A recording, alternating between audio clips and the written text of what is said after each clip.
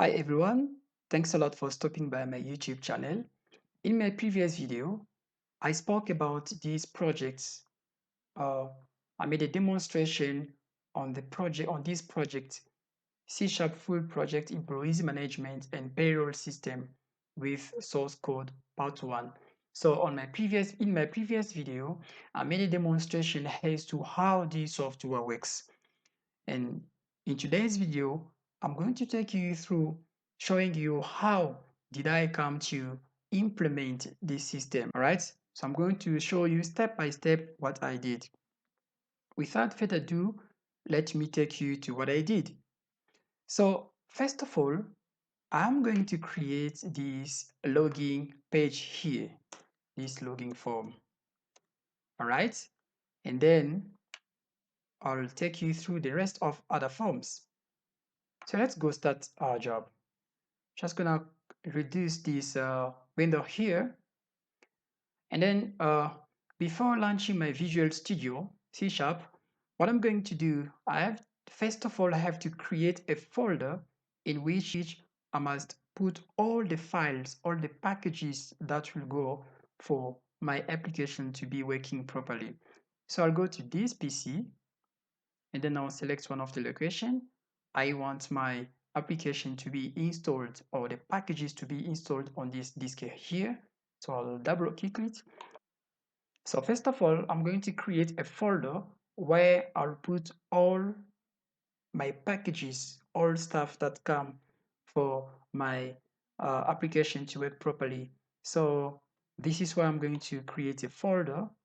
Let me get a new folder. I'm just going to call it, sorry, my project. Yeah, I think this is the way I want it to be called. All right, so I leave it here, and I'm going to close this one, and I'm going to launch the Visual Studio so I can start creating my project.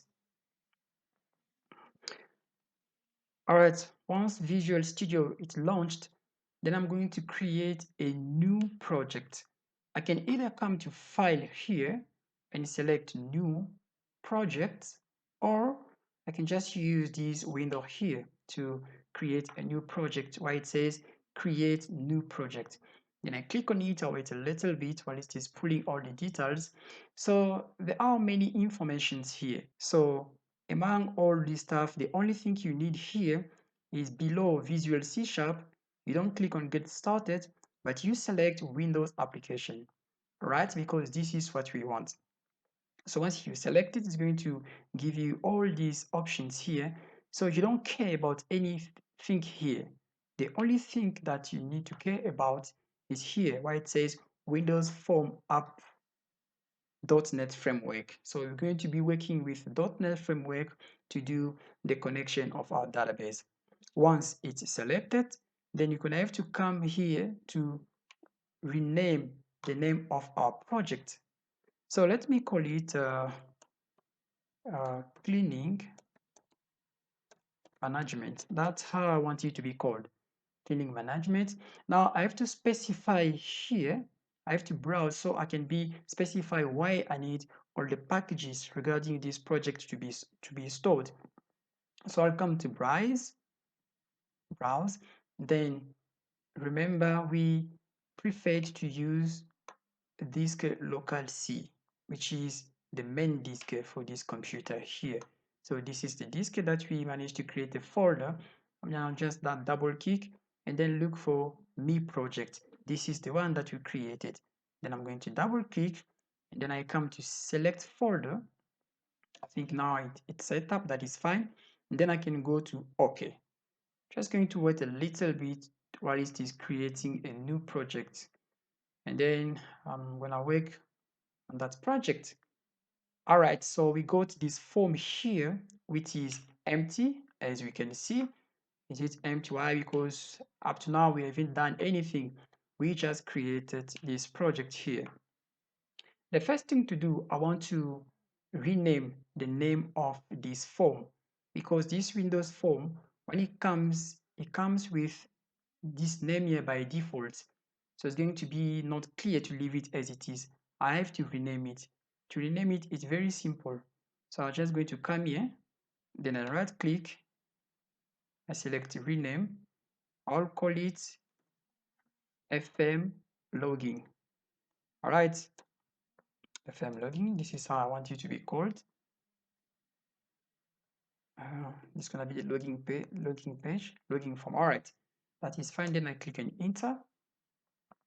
Yes, I select yes. I want you to be called like that.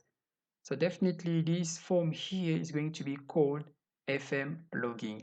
So now we can see that this window here, this Windows form is called form 1. This one does not make sense. I want it to be called logging form. All right. So I'm gonna change his property. So this is the property window here.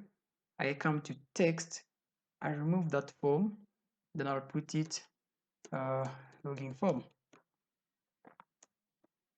For instance, logging form. All right. So it changed from form 1 to being logging form. I think I can leave it as it is. But now remember, we need to build this interface here, over here. So we need to reproduce this form here. And I can see I need 3 labels. This label is going to be for the username. The other one will be for password. And the third label will be for email address. So I will need 3 labels and 3 text boxes. All right, let me go for it. I come to tools box, common controls, one button. Just going to place this button here. Go back again. Let me just keep it as it is. Let me just pin it so that I don't struggle too much.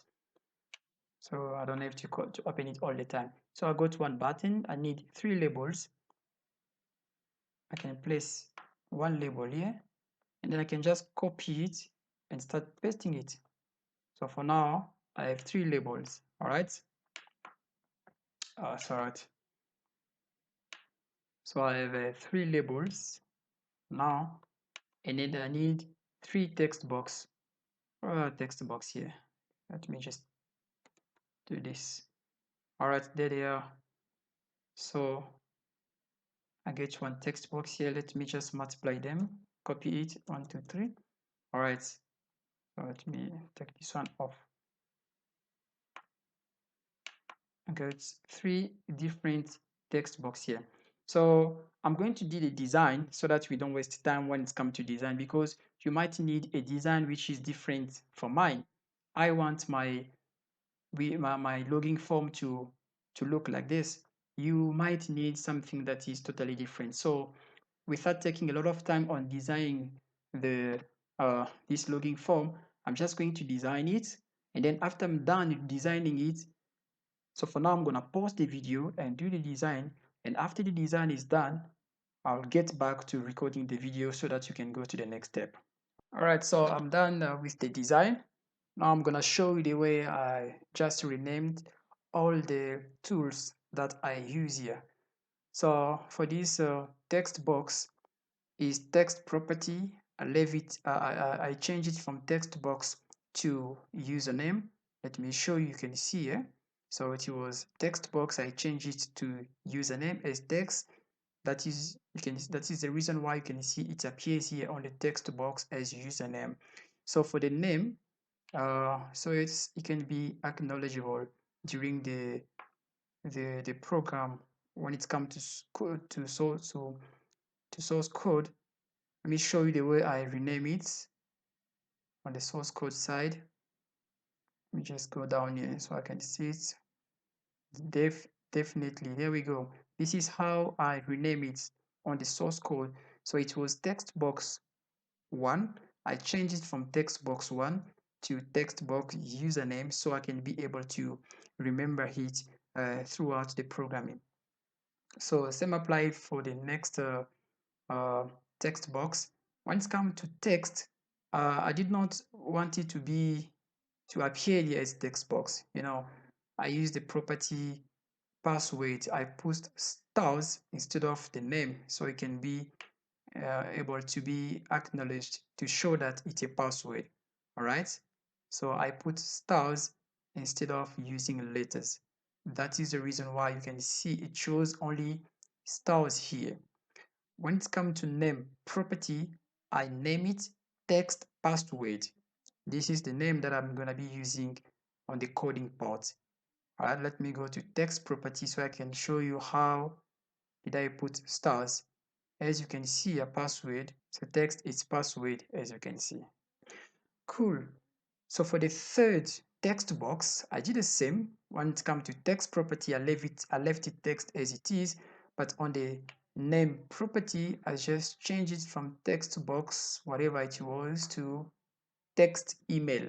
This is the calling that I'm going to be using on the coding part. For the button, it was button 1. I changed it from on the name property, I put it btn sign in. Btn stands for button, so it's a button for sign in. That's why I called it button sign in. So btn sign in. So next up, I'm just going to double click on the sign button because this is where we're going to be putting source code so that our software can be working. So I'll double click on it. So as you can see here, for now, there is no much information here. So as for now, if I try to execute it, if I try to start it, then it's gonna start, but there won't be anything. Here we go, we can see now we've managed to launch it. It's launched for now. If I click on sign button, nothing is gonna happen because I haven't put any source code yet in it. So let me close it. Then I'll go to the code parts. I'm going to start putting some code here. Go back to the interface, then I double click on sign button, then I'll start putting some code. So what's going to happen is I have to start by putting the source code, which will help us to be able to use this sign in button. What is going to happen is that when I click on signing button, obviously after filling all the correct information here, so when I click on signing button, it's going to sign me into the system, and then it will pull out the menu form. But menu, it's another form which we have to create after we've done with the login page. But let me first of all put the code for the login page, then I'll go to menu page. All right. So for login page, this is what should happen when I click on button sign on button on btn sign, which is the signing button. So now let's start opening our connection. So I'll come here down just before initialization. So now we're going to add a menu window. So I'll just come to project here, and I'll select add component. The component we are looking for here, it's MDI parent. Where it is, let me just look for MDI parent, because that is going to be like our menu. Here it is. I just select it and then I come to add. Right, for it to load. So now I'm going to rename this menu. Instead of it to be MDI parent 1, I'm just going to make it like this. I'll remove that one. On the text property, I'll call it menu. Name here, just going to remove this one, so it's going to be called MDI parent. Yeah, that is fine here. Then I have to change also here.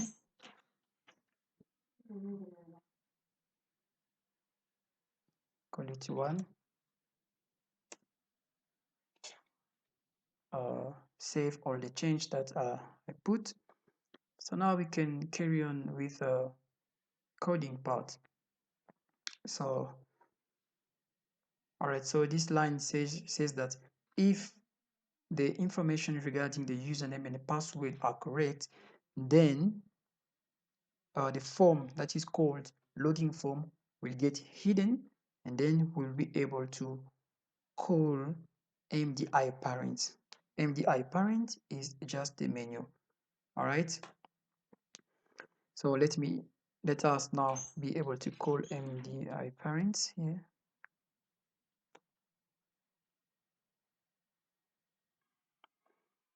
All right, so for now we are not able yet to use our login form, because if you try to click on sign in, there's no way we can, even though we put some information here, but the system is not going to recognize it, because in our database there's no data. As you can see, if you go to user is table, just going to explain it. Let me quickly check here. All right, so there's no data yet. What we need to do, we must create a form for registration of the users, where we are going to try to register some users so that you can be able to log by referring to the informations that will be found in the database already as users. All right, okay. So I'm just going to add another form. That form, I'm going to call it a user registration. So I'm going to project new add Windows form. All right, so it's fine, Windows form. This is the one I'm referring to. Let me just try to change the way I'm going to call this one. So I'm gonna call it FM registration. Make sure that I put it nicely. All right, FM registration. Oh, sorry. Let me make it nice. It's not correct. So that is FM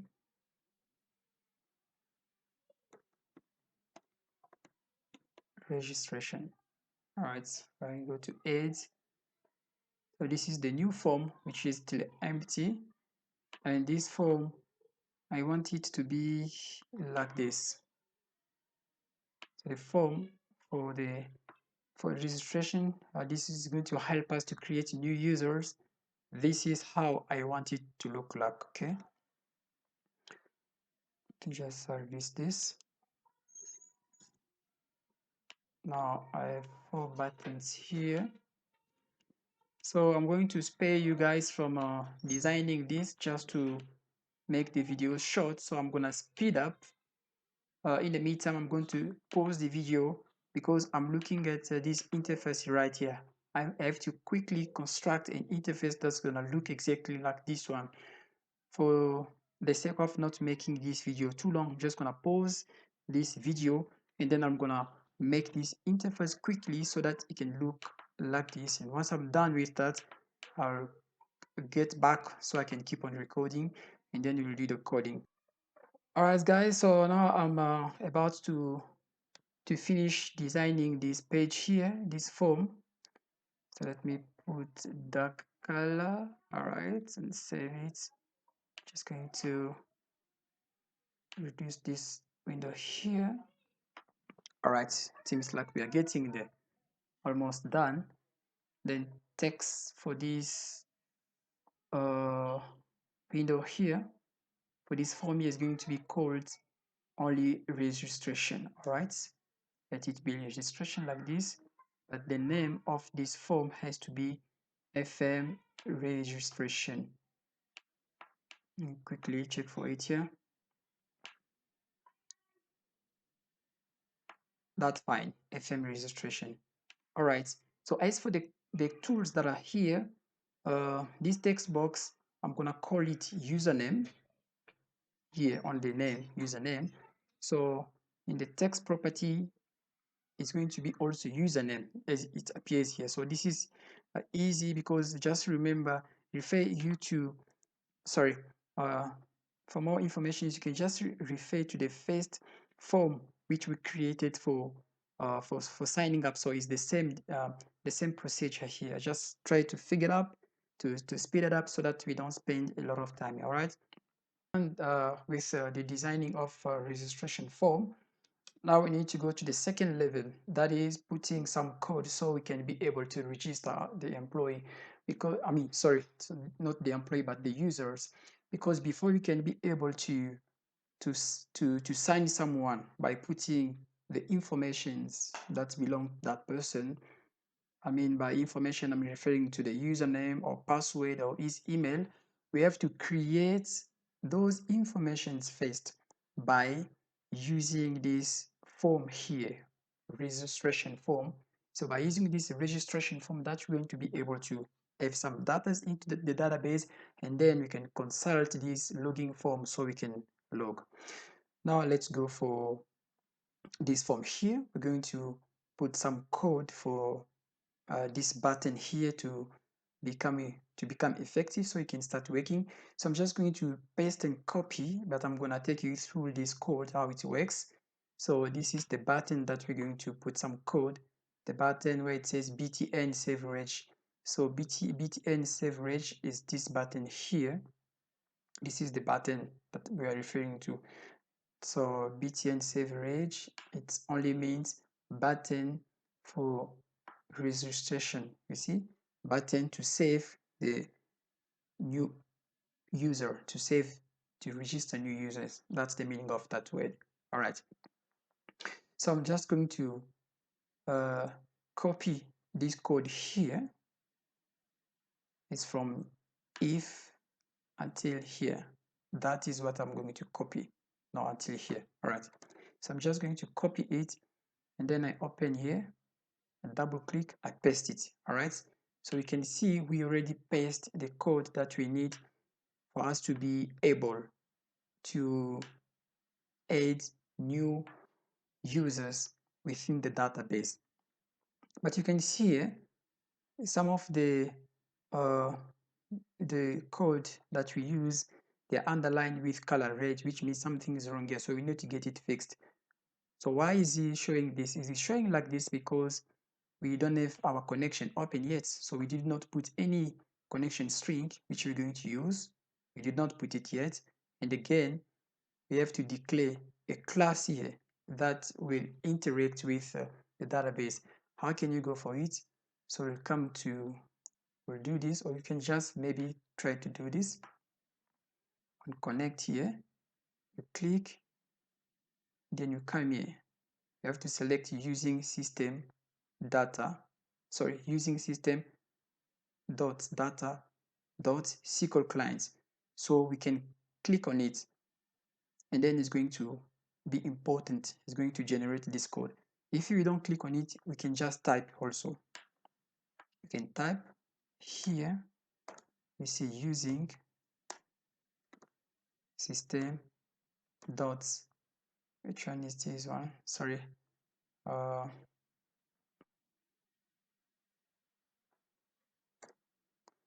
Dot data dot SQL clients. Then you open it.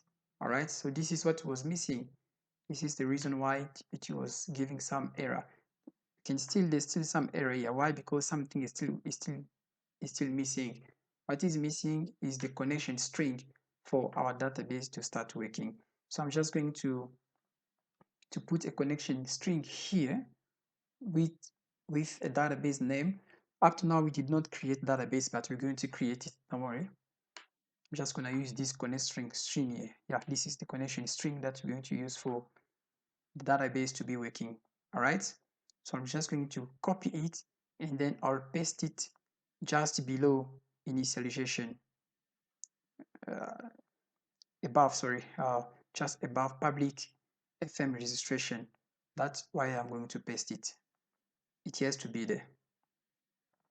Sorry. All right. Yes. Then I just paste it like this. We can see this error here, they disappear. There's no more error. Remember, it was putting a red line here. So it's no longer there because we just put our connection string. So this line here, we are telling SQL Server to connect and to go into the server to look for this database here. The database will be called dbap1. dbap1. I did not create it yet, but I'm going to create it. This is going to be the name of the database. All right. So I'm just going to explain to you this code here that I paste so you can understand. So let me get back to the form. Once you click on signing button, this is the codes that are related to signing button. So once you click to btn sign in, we're going to specify the string connection here, the query. So we are telling SQL Server that we need to use the informations that belong to the table called TB users. And these are the keyword. Username is the name of one of the column inside the database, because you're going to be using the username, you're going to be using the password, and we're also going to be using the email. So we are telling the management, we are telling the Microsoft that we need to select from, because it's about signing in, right? We are telling the database that we need to select from this table here, if the username and the database, if the username here and the password are matching, that's when the connection will be open. And then once the connection is open, this form here, where's the form? This form here is going to disappear. It's going to disappear. As you can see, this dot hide is going to be hidden, and then it will call MDI parent. Or MDI parent is just this form here, which is the menu. All right. So this is what this is how we want you to behave. So this is the meaning of this code here, or this code here. Good. Then let's now try to put some code on FM registration, because you need to register users first before we can use them by making use of login form. So here, if you double click, we already pasted this code here just to make things a bit fast. So this is the source code that belong to btn save and register, that belong to this form here, sorry, to this button here. So for you to be able to register a new users, you have to put this code inside here, inside this button.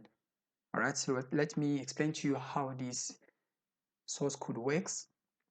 Let me explain to you. So it says that if the text box is empty, so by clicking on this button, if it appears to be that, it happens to be that the text box is empty, or the text for password is also empty, or again, the text for email address is also empty, and then you decided to click on save, what is going to happen? This information here is going to happen. There will be an error message. That message will say, please check if one of these fields is empty. So you're not going to be able to register anything. So it has to be data on those fields so you can be able to register. So let's say that you managed to put data here. So you managed to provide username, the password, the email address. Then you click on sign in. So once once it appears to be that the information you put that are correct, so this second instruction here is going to be executed. So if this is not true, this is what is going to happen. The information here is going to happen. What is going to happen?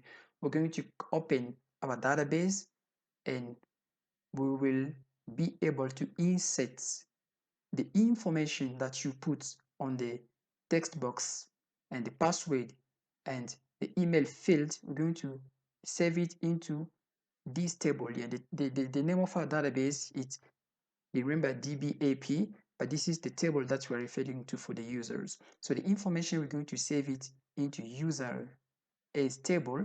What are we going to save there? We're going to save the username, we're going to save the password, and also going to save the email address. All right, so this is the meaning of this code here. So once we are done saving them, all these informations here. It's about saving. So once we are done saving them, what is going to happen? This field here from text from a username, password, email address is going to be empty. So once you put username, password, email address, then you click on sign in. Sorry, it's registration. Okay, you click on sign up. You manage to register them. This field here will be empty, so they can give you possibility of inserting new users. All right. So I think I'm done with the explanation regarding the code for this button here. But as for now, if I try to launch, let me try to launch. I'm going to launch which form here. Let me make the startup form as this one. So I'll come to program, then I select, all right, this one has to be the startup program. Okay, let me launch. I'm going to start. So this is login form here. But if I click on sign in, nothing's gonna happen. Or maybe it might throw an exception. Why? Because there's no connection between the Microsoft Visual Studio to the database because we did not create database yet. But let me try. If I click on it and then wait a little bit, it has to throw an exception because there is no connection between the database and Visual Studio. All right, like I said, you can see here it says SQL Server, system.data.sql clients dot SQL execution cannot open database DBAP1 requested by the logging failed. Logging failed for user Microsoft, blah, blah, blah, blah, blah, and so forth. Why? Just because it is like this because there is no database, all right? So let me now create database. I'm going to create a database. Let me reduce this window. Sorry. Then I'll open SQL Server Management Studio. Let me open it as, let me run it as administrator to make things easy. So now we can see that the Management Studio is launched. Let me log. So I'm just going to put a dot here to tell the system that I'm using a local database. And I come to connect. So let me try to connect it to a database. You can see here there's no database. All right, so I have to create a database. How do I go for it? Well, it's very simple. You just have to come to databases, right click, new database. It's gonna give me a window here. So I must specify the name of the database. So for me not to make a mistake, let me get back to Visual Studio and select the name of the database that I want to use. All right, so this is the name of my database. I want it to be called the DBAP1, all right? I just copy it, then I get back to Management Studio. I come back to, let me just close this one. I'm going to restart, all right? So right click, new database, give me this window. I just paste because I want my database to be called like this. But I have to specify where my database must be saved. All right. It has to be in this case C, but this is the folder. Yeah, this is my folder. And I want it to be in this folder here, DB. Remember when I was creating this folder, there's a folder which we call DB. We called it DB because I knew that I was gonna put my database inside here. All right, so I select it, then I click there. So it's gonna go there. All right, that's where my database is going to go. But this log file also has to be there, has to be saved in that location. So I also come here.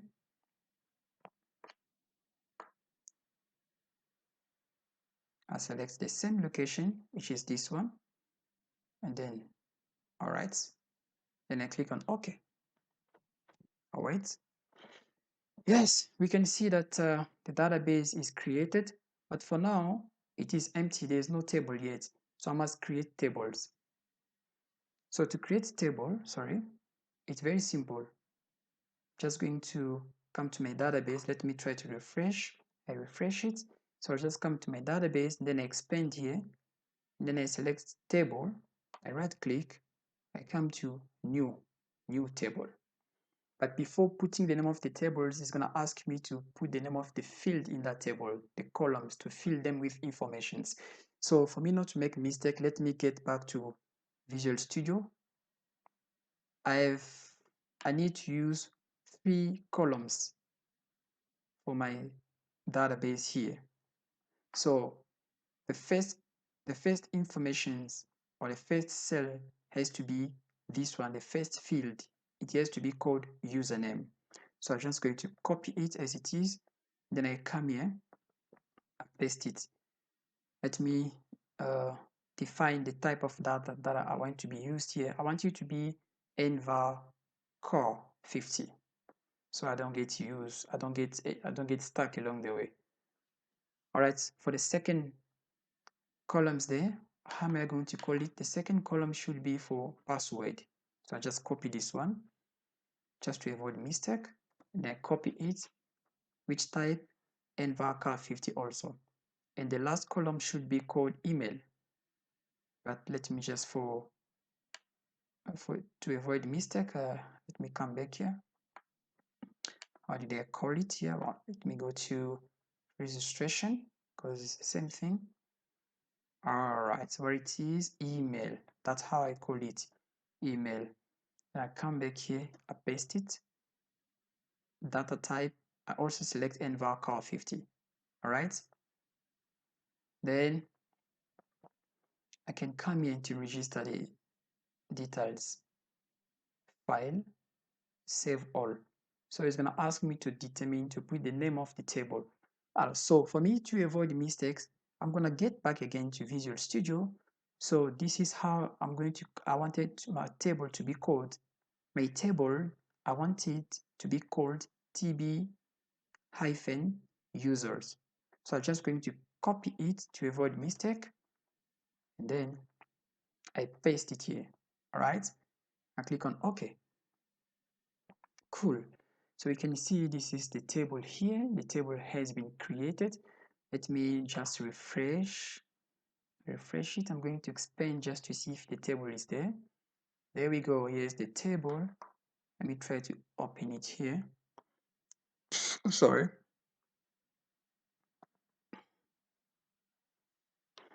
All right, so we can see that I just created a table for this database. Let me check if is there any information inside there. It has to be empty. As you can see, this table here is empty. All right, so I'm going to refresh again. Let me try to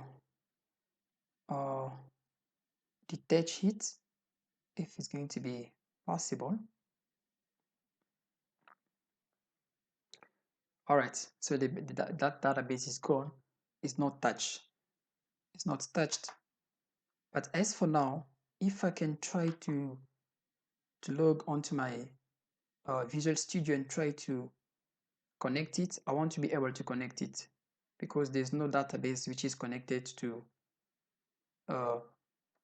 SQL Server Management Studio. So what I must do now to make sure that things are working well, I have to come back to database and come to attach. I'm not creating a new database, but I'm going to attach it. All right.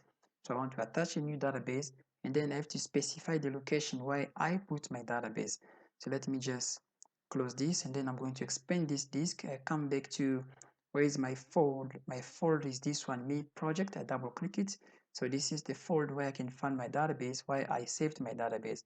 Just going to double click and then select this one. I come to OK. I select OK. All right, now we can see that this database now has been attached. Let me release this window.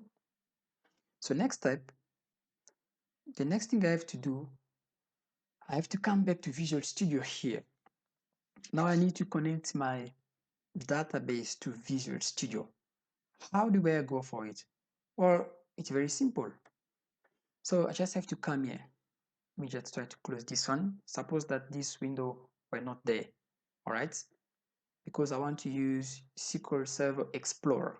So I must come to View, then I select Server Explorer. I click on it. Once it's here, let me just try to pin it. No, sorry, just want to pin it so that I can be using it easily. So now I need to create a connection between my database, which is saved on the SQL Server, to Microsoft Visual Studio so I can use it throughout the program. All right. Then I select data connections. I right click on it. I come to add connection. And then since my database is local, my server, the server that I'm using here, it's local on my computer, I can just put a dots and then I come down here. There's a drop down list. I click it. There we go. We can see this is the name of my database. All right. Then I select it. I come to test connection to see if it is working. All right. The connection is successful. So it's fine. Let me go to OK. So for now, the database has been connected to my computer. Let me try to explain here. This is the server name. I'm going to, so this line here means this server name here dots the name of the database. All right. So this is the name of my database, dbap1. I'm going to explain tables to see if the table that's inside the database is also appears here. There we go. We can see TB users is here. I'm expanding to see the field inside. Yes, we got the field here. We got username, password, and email. But I want to try to launch it if it's gonna work. All right. So I have to click on Start and wait a little bit. Now the program is launched. Let me try to put a name here. Admin. This is the password. Okay, this is not mandatory. I click on sign. You can see there's an error here. Why?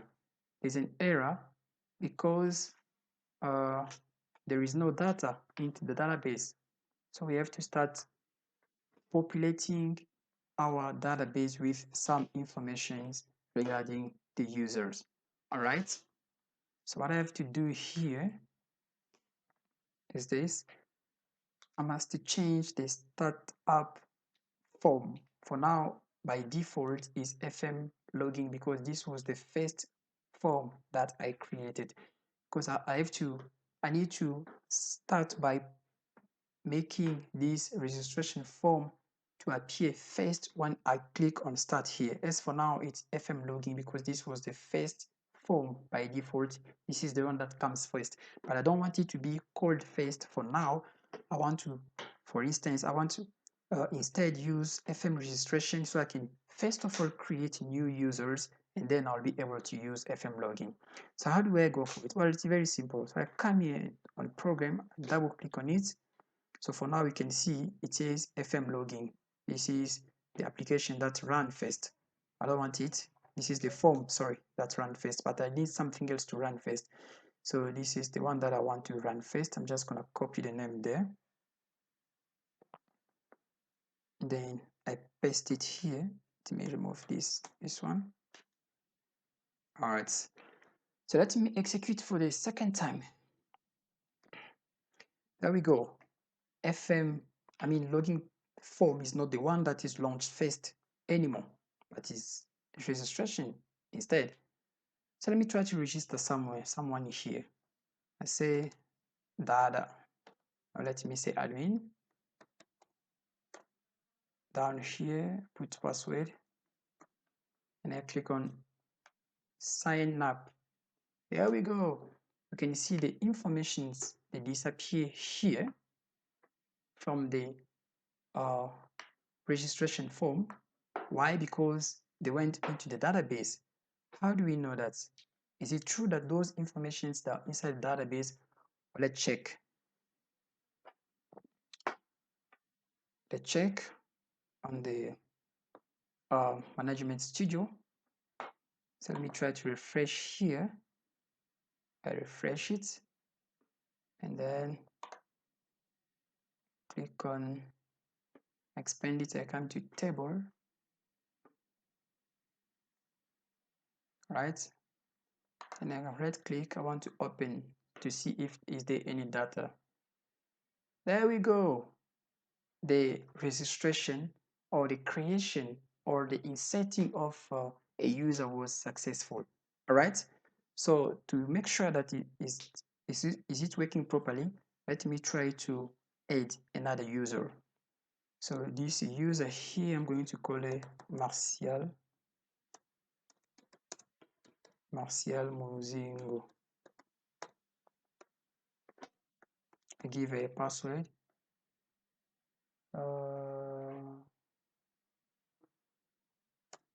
Sorry. Yeah, Martial Muzingo. And a password.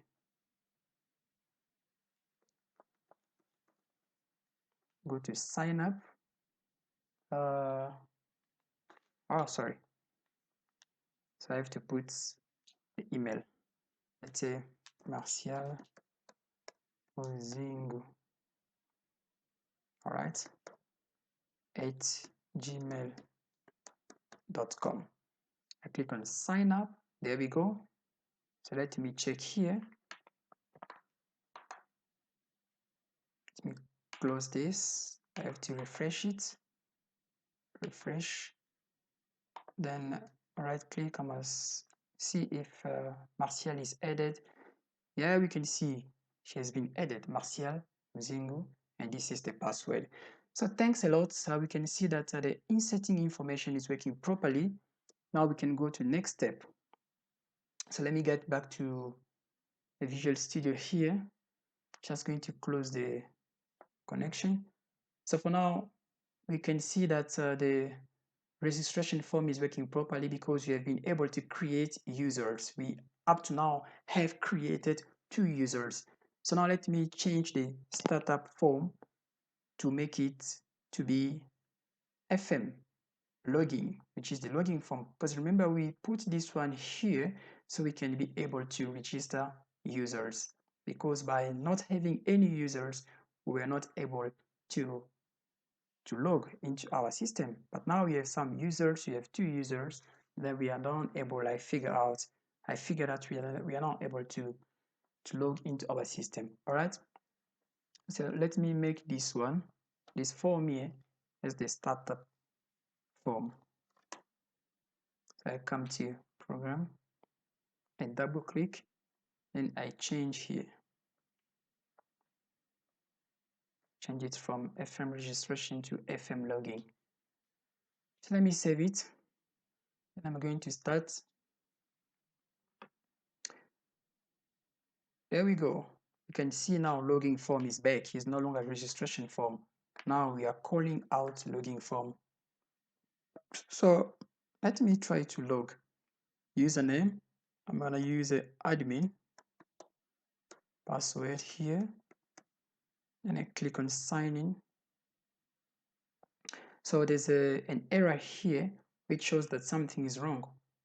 We have to correct it. It says system.data.sql clients.sql exception incorrect syntax near the keyword from. Why is this? Let me check it out here. There's a keyword from. Okay, so they are referring to this line here.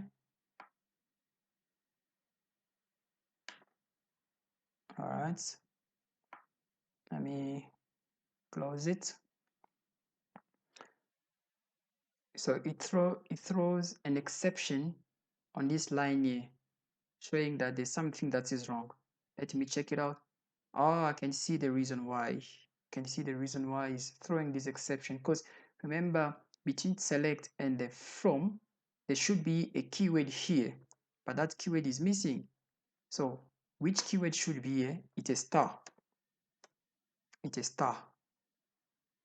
All right, this is the keyword that was missing.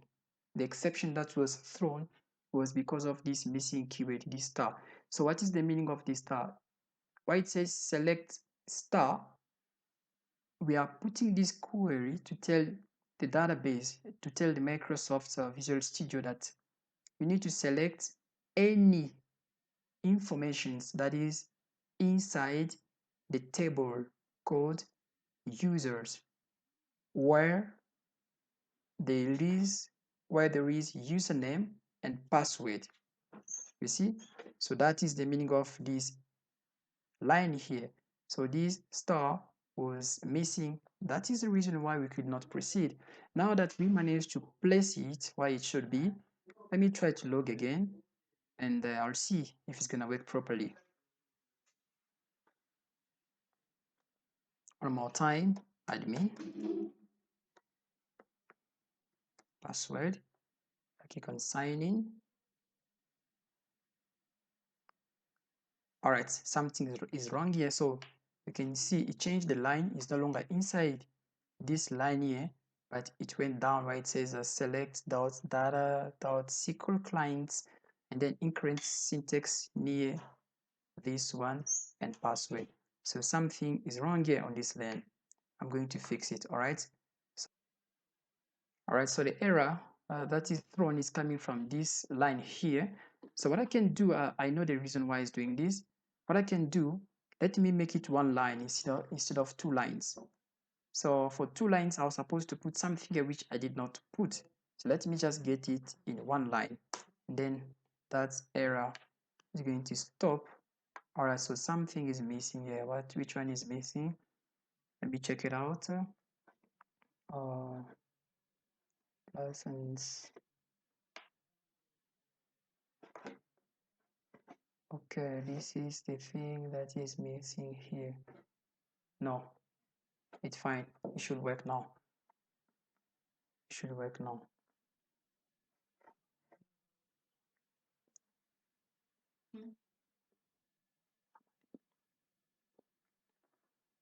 So it should work now. Let me try to start.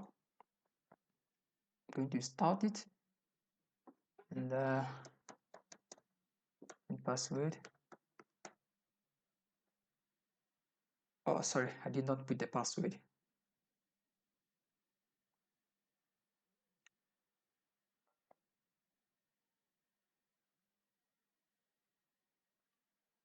All right, I'm trying to log again. 1, 2, 3, 4, 5. Need to sign in. There we go. We can see that we were able to pull out our menu.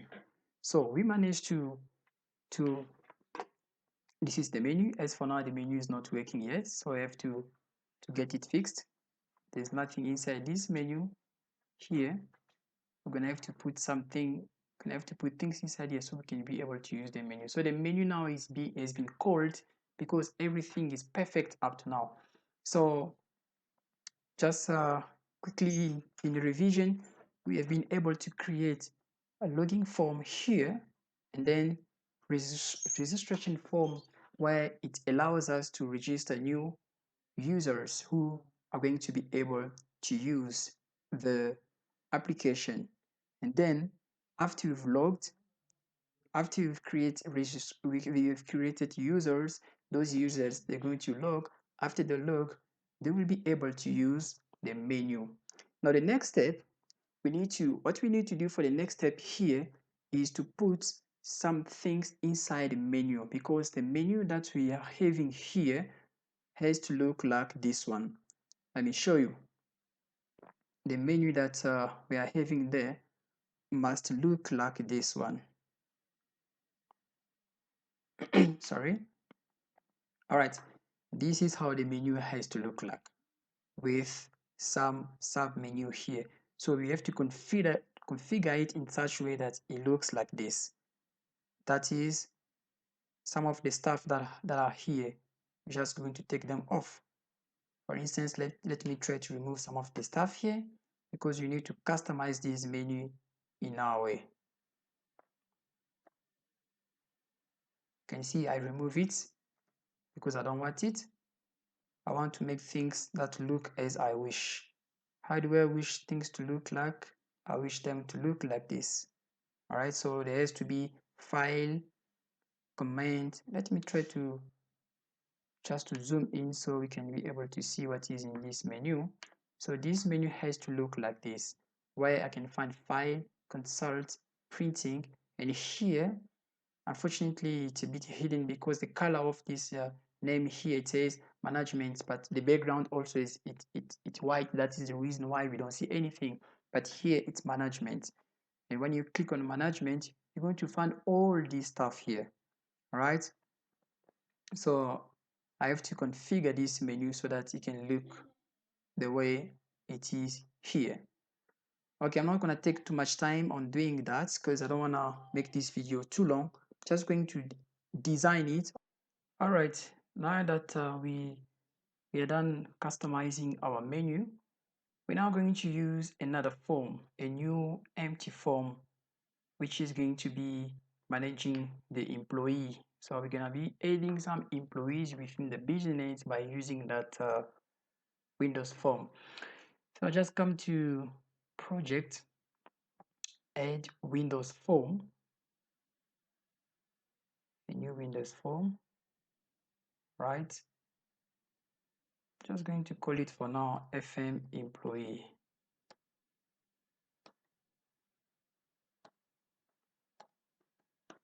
FM employee. I come to add. All right. So this is the form that we just added. Let me try to rename here. The text has to be empty because I don't want him to put any name here. It has to be empty. I'll do some design. So I want this form to look like this. Let me just share this one with you. This is how I want it to look. So I want to do some design here. Just going to do some design here. So this is a button. These are labels. This is labels with some frame here, and then with a database grid, DB grid, and some combo box here, as you can see, and some list box here. Because also some list box. We have some text box here. We got some radio box here. So I'm just going to do some design quickly here.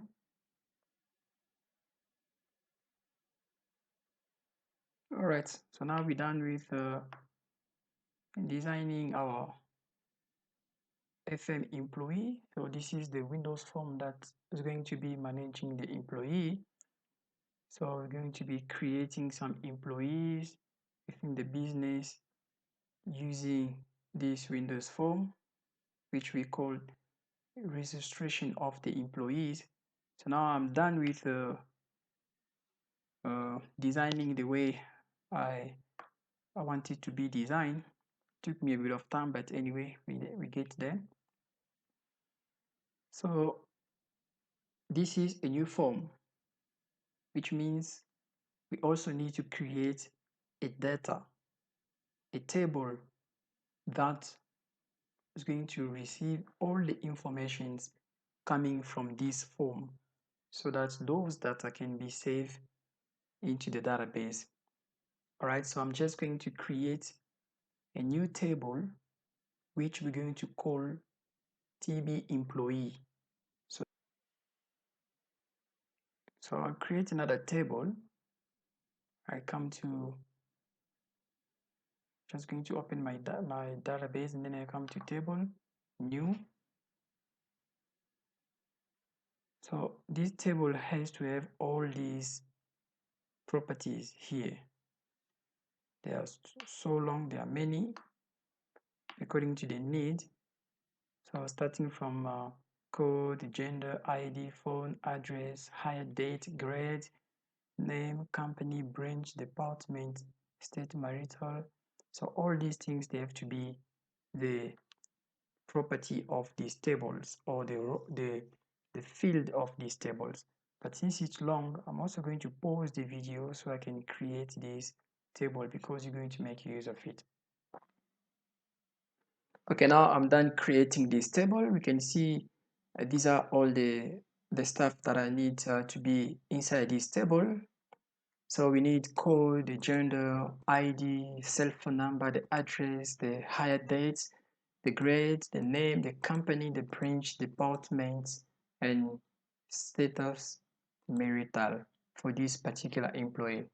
So I'm done creating this table here. Then I'm gonna get back to Visual Studio to do some coding.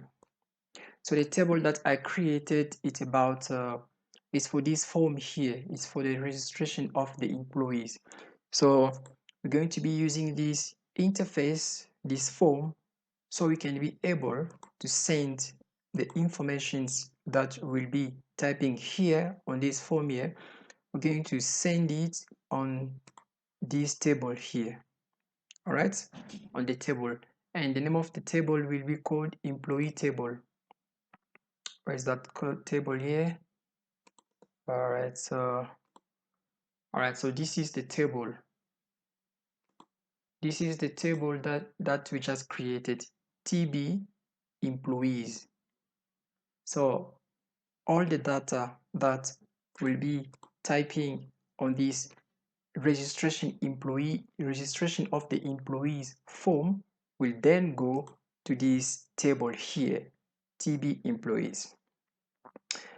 So for now, we're going to get back to Visual Studio. And first of all, because this is one of the form that I just created, I'd like to manipulate this form or to call this form using MDI parent, which is the menu. Because if I can launch the software, this is what's going to happen. It's going to ask me to put the information regarding the users. Once I sign in, then you can see we got the menu here. So the next step, it will be the one for calling new employee form. But as for now, if I click on new employee form, it's not going to perform anything because let me just stop here. So by clicking on new employee, I wanted to call this form here. This is the form I wanted to appear once I click on file new employee. But as for now, I'm sorry. As for now, if I double click on it, nothing is happening because there is no code there. So I have to put some coding inside so I can be able to call this employee form, and then I can start registering employees. But as for now, there's nothing happening because there's no code. So let me go on putting some code there so that you can be able to call that form. So I'm just going to use this source code here. I'll explain to you how it works. So I'm just going to copy it and get back to Visual Studio. And then let me get back to, sorry. So it's under management, file, new employee. I double click on it. Then it gives me this page. I can just paste it. All right, so it's underlining this line here because I did not name well the name of this form. So what I can do here, just to make it very simple, I'll come to the form in case I'll come to the form that I want to manipulate is this one. I'll just copy the way I wrote it, and then I can paste here. Or let me do this. So it's sorry, it's FM employee. All right, where it is. This is the one. Then I say FM employee.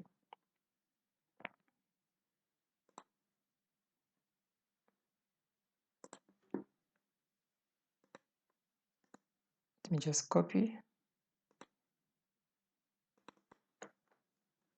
All right, right, this is how I should write it.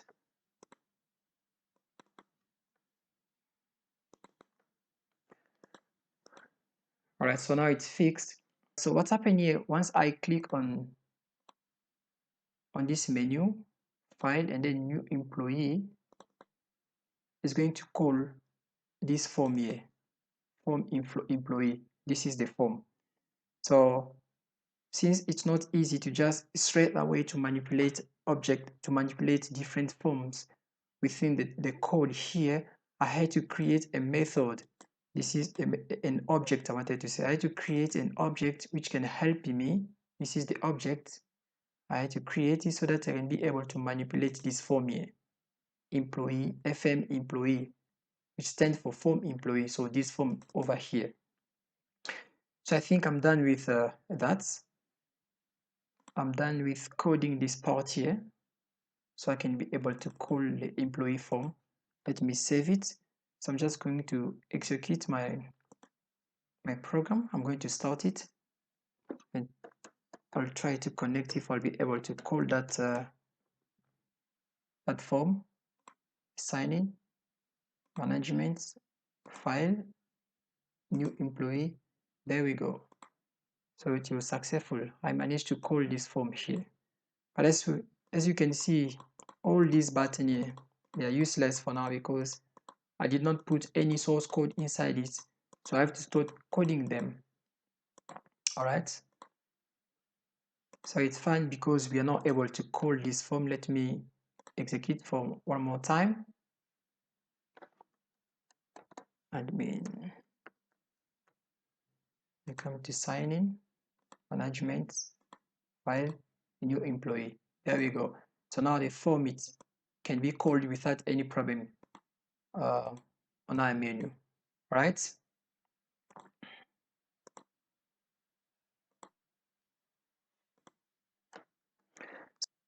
Up to now, we were able to call this form for the employee.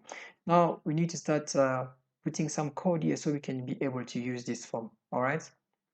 So the first thing I need to do is this one. Let me try to launch here because once we launch, we can understand that this form as for now is still useless.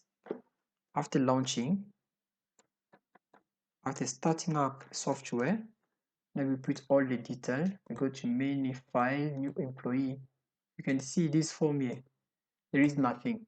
There's no even date. There's no time. I want the date and time to appear on this different label.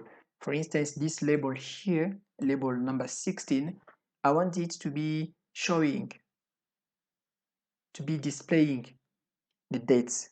And label number 17, I want it to be displaying the time, real time. So this is the second step I want to do after, actually the first step on this page after being able to call it using the menu. So let's go for coding the label, this one label 16 to be showing in real time the date, and label number 17 to be showing the time in real time. All right. So I'm just going to stop execution. So I'm going to use this code here. This is the code that will help me to display the time. So I'm going to display the dates here. I'm going to display the date. Sorry, this one is for time. I'm going to display time on label number 16. All right. And then label number 17 will help us to display the dates. So let's go for it. Just going to copy it. All right, sorry, let me do this. I'll copy all of them. Now let me paste it just to make things easier instead of typing, because it's going to take a lot of time by typing. So for it to be able to show the time and the dates soon after this form has been called, has been displayed, I have to use load like events. I'm not going to use click event, but I'm going to use load event. So what I'm going to do, I'm going to click on any empty place on the page here on this form. I cannot click on any other tools. I have to click on the small or on an empty place on this form. That is going to generate the load event. So I'm going to double click. All right, as you can see, private void FM employee, which is this form here. This is the event, which event loads. So by loading, this is what's going to happen. So I'm just going to paste here. So once I load, I'll be able to send time to label number 16, and I'll also be able to send the date to label number 17. But after sending those things, I mean the date and the time to label number 17, I must be able to display them on the screen. So I'll come to view, toolbox, then all right, here is timer. Then I'm going to place timer on our project here.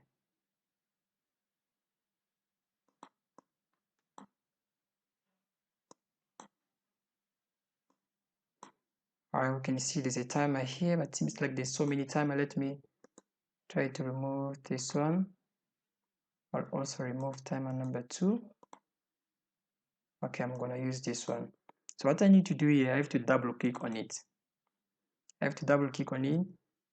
So that one is gonna start ticking. Then it will allow us to have time running in real time, and it's gonna display it on the screen. Sorry, not on the screen, but on the form using the label. So let me put some code here. I'm just going to paste, copy. So this is the code that I need to put down there. So we can be able to use it. All right, just going to copy and paste it here on the timer. I'm going to save it. Oh, sorry, there's no timer 2, there's only timer 1.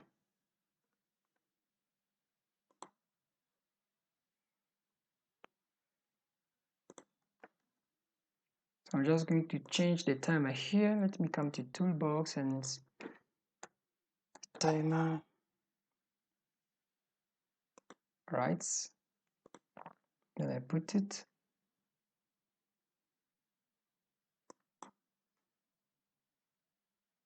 Let me look for that timer. Timer 1.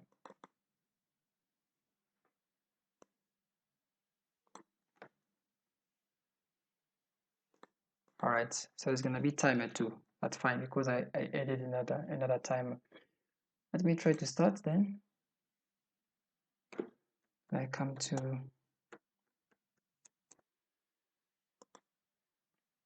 management file, new employee.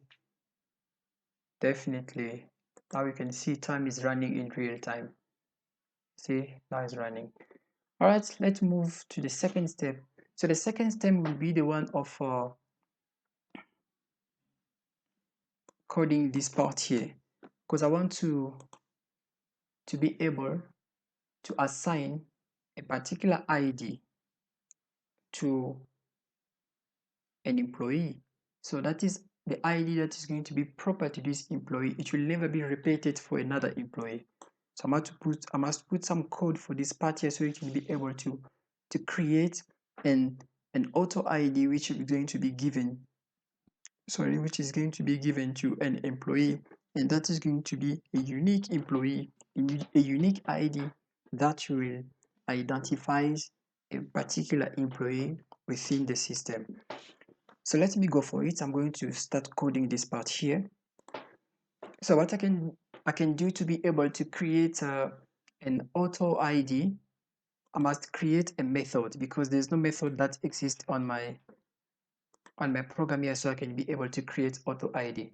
So how do I go for creating a method? It's very simple. I'll come here, come down, say private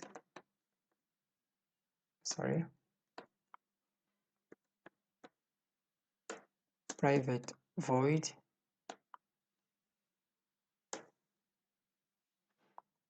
I'll call it auto ID.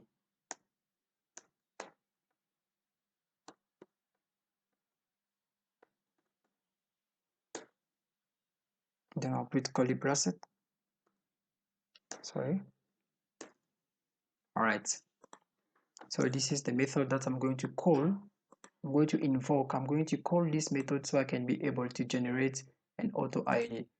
So let me put some code here. This is the code I'll be using to use auto ID. All right. I'll copy and then paste it.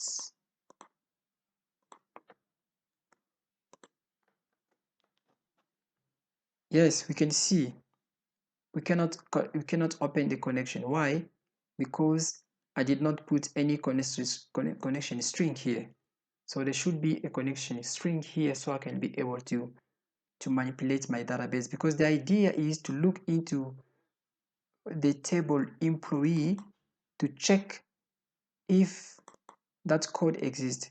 So if there is no code that exists, this coding part here is going to create a code which is going to be incremented every time I'm creating a new employee.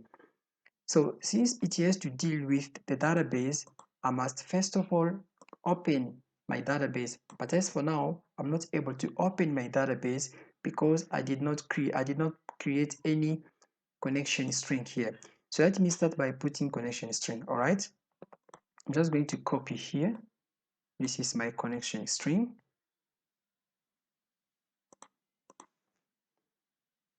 Then I'll paste it here. Let me save it. Let me go down. All right, you can see now con is no longer underlined because it was underlined with red color here, saying that it's totally impossible to have a connection with the database because there was no any connection string. But still, here is giving this message of error. Because why? Because I did not create any method that deals with data. So I have to create a system here. I have to use a system that can help me to interact with the data. I can either use this IntelliSense here by clicking on using system.data.sql client, or else I can type here. Let me just type it using system.data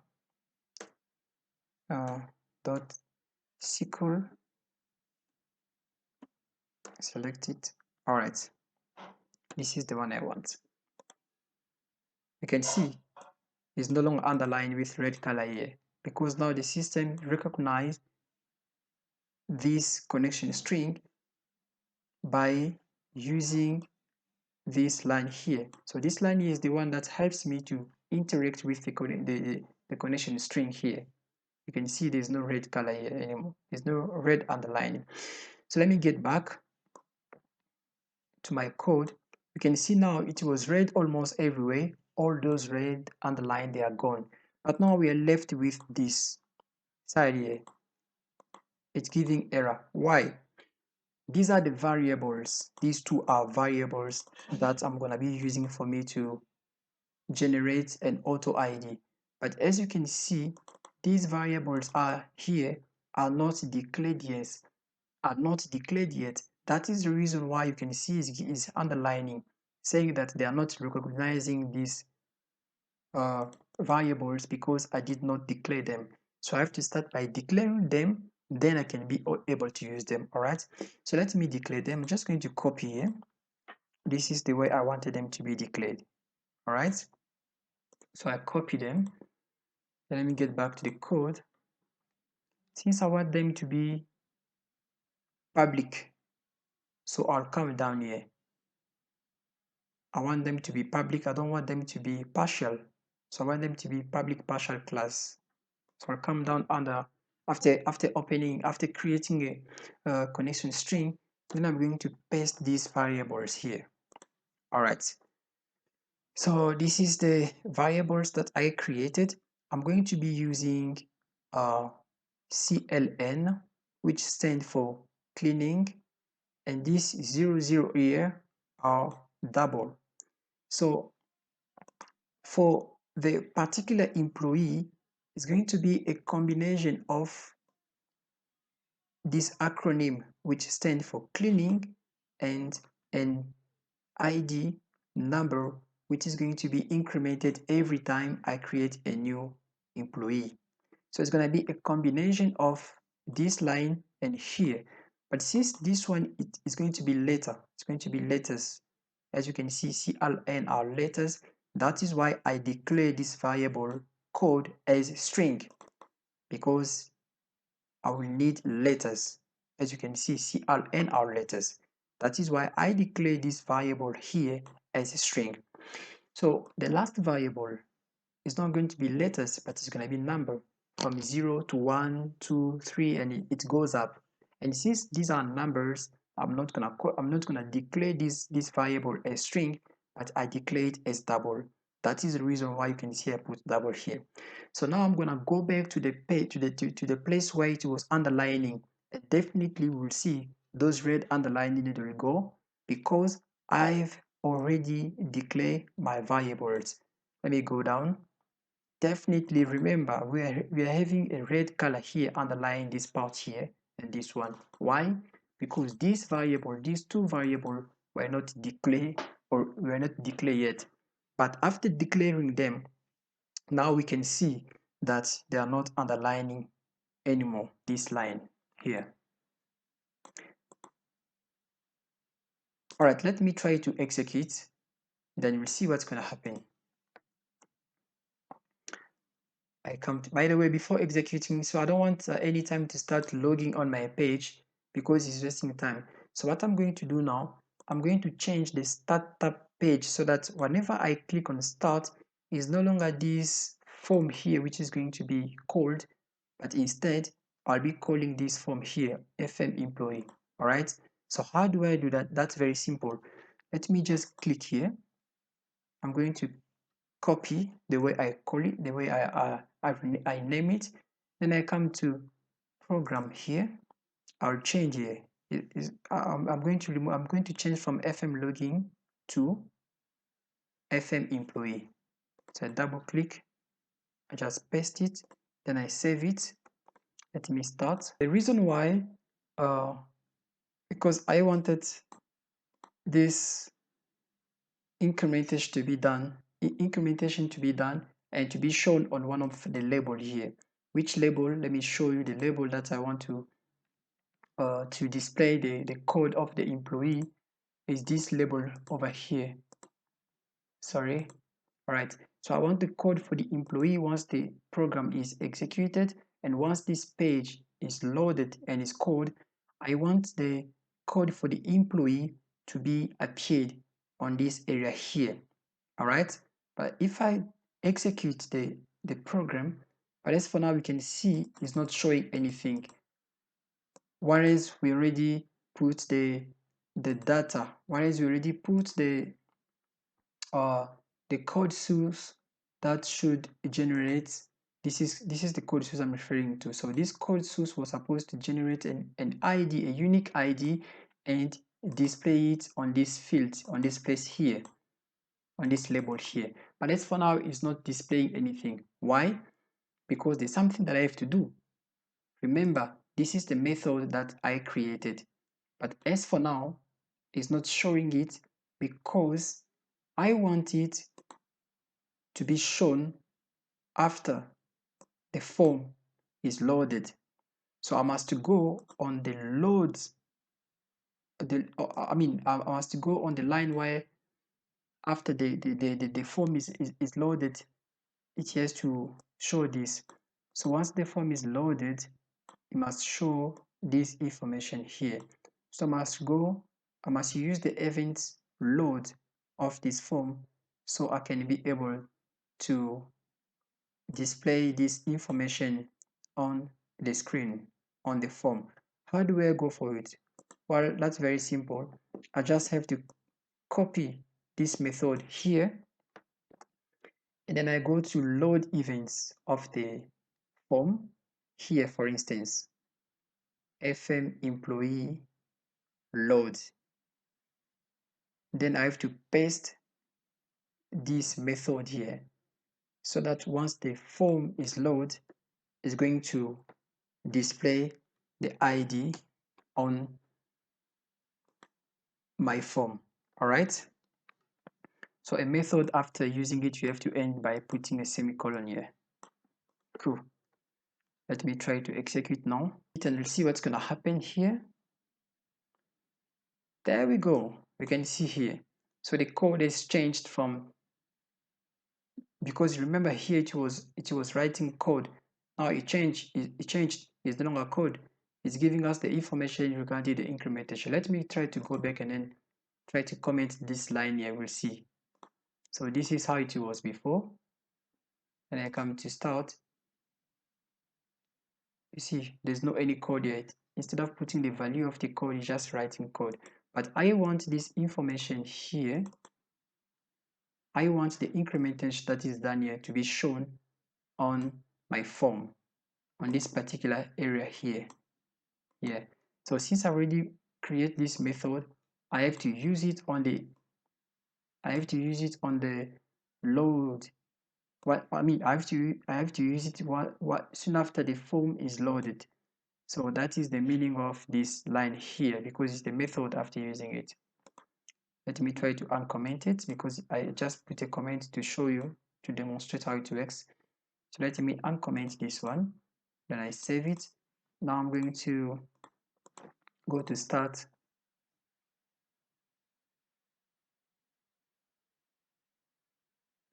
All right, you can see here. So for now, we managed to put the dates, the time in real time, the dates, and the ID for the employee. So next step will be about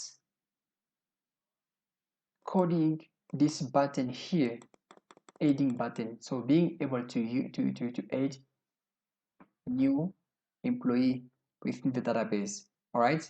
Then after we're done with coding this adding button, we'll do the cleaning of the button of this area here.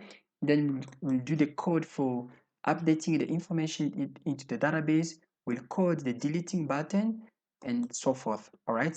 So let's go for it. So now we're going to start coding the adding button, so we can be able to add new employees into the database. So I'm going to double click on this button here. It says btn add. So this btn stands for the adding button here, this one. That's how I name it. So I call this button here btn. So this is the btn add. This is the name property for this button here. All right, so I double click it. For now you can see it's empty. Let me do some coding here.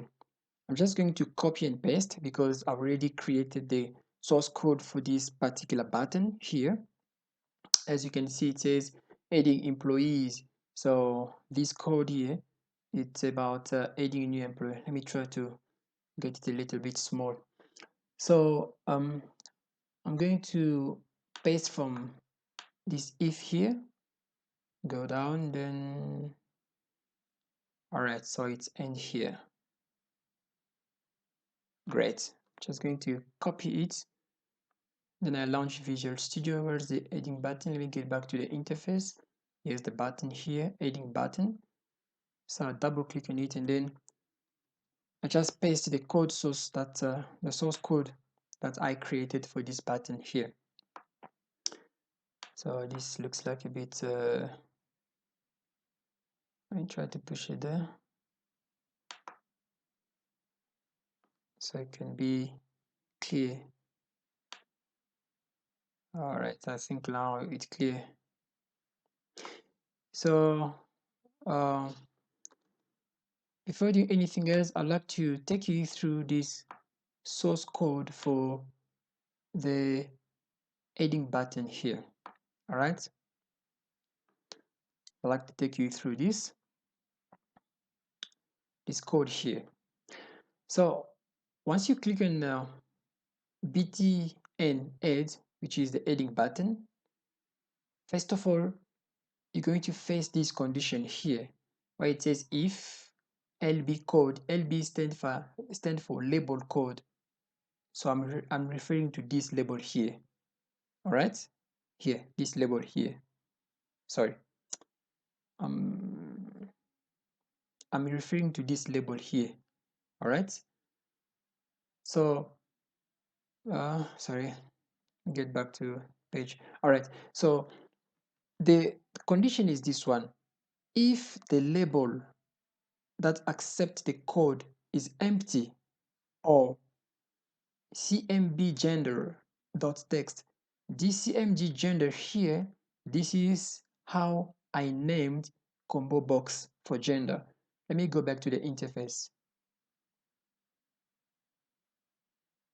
Yes, it's this particular tool here. So this combo box, I name it cmb gender. So if this combo box, the text of this combo box is empty, or text ID, text ID, I'm referring to this one here. All right. So the question is, if the combo box and if the ID are empty, or if text phone.text is also empty, I'm referring for this stuff here, or it's for cell phone number. Sorry, yeah, this one. So if this and this one are empty, or text address. So if the address here is also empty, or, so these two bar here, it stand for or. It's a comparison that I'm doing. It's a comparison. So, or again, if the cmb branch dot text, cmb branch stand for combo box branch, for branch. So it's this one. I'm referring to this combo box here. Where is it? Sorry, yeah. So if this combo box also is empty, or if cmd departs, this stands for combo box department. All right, or it is this one. So if this combo box also is empty, and lastly, text status dot text stand for the status of the employee, the text of the employee. It's this.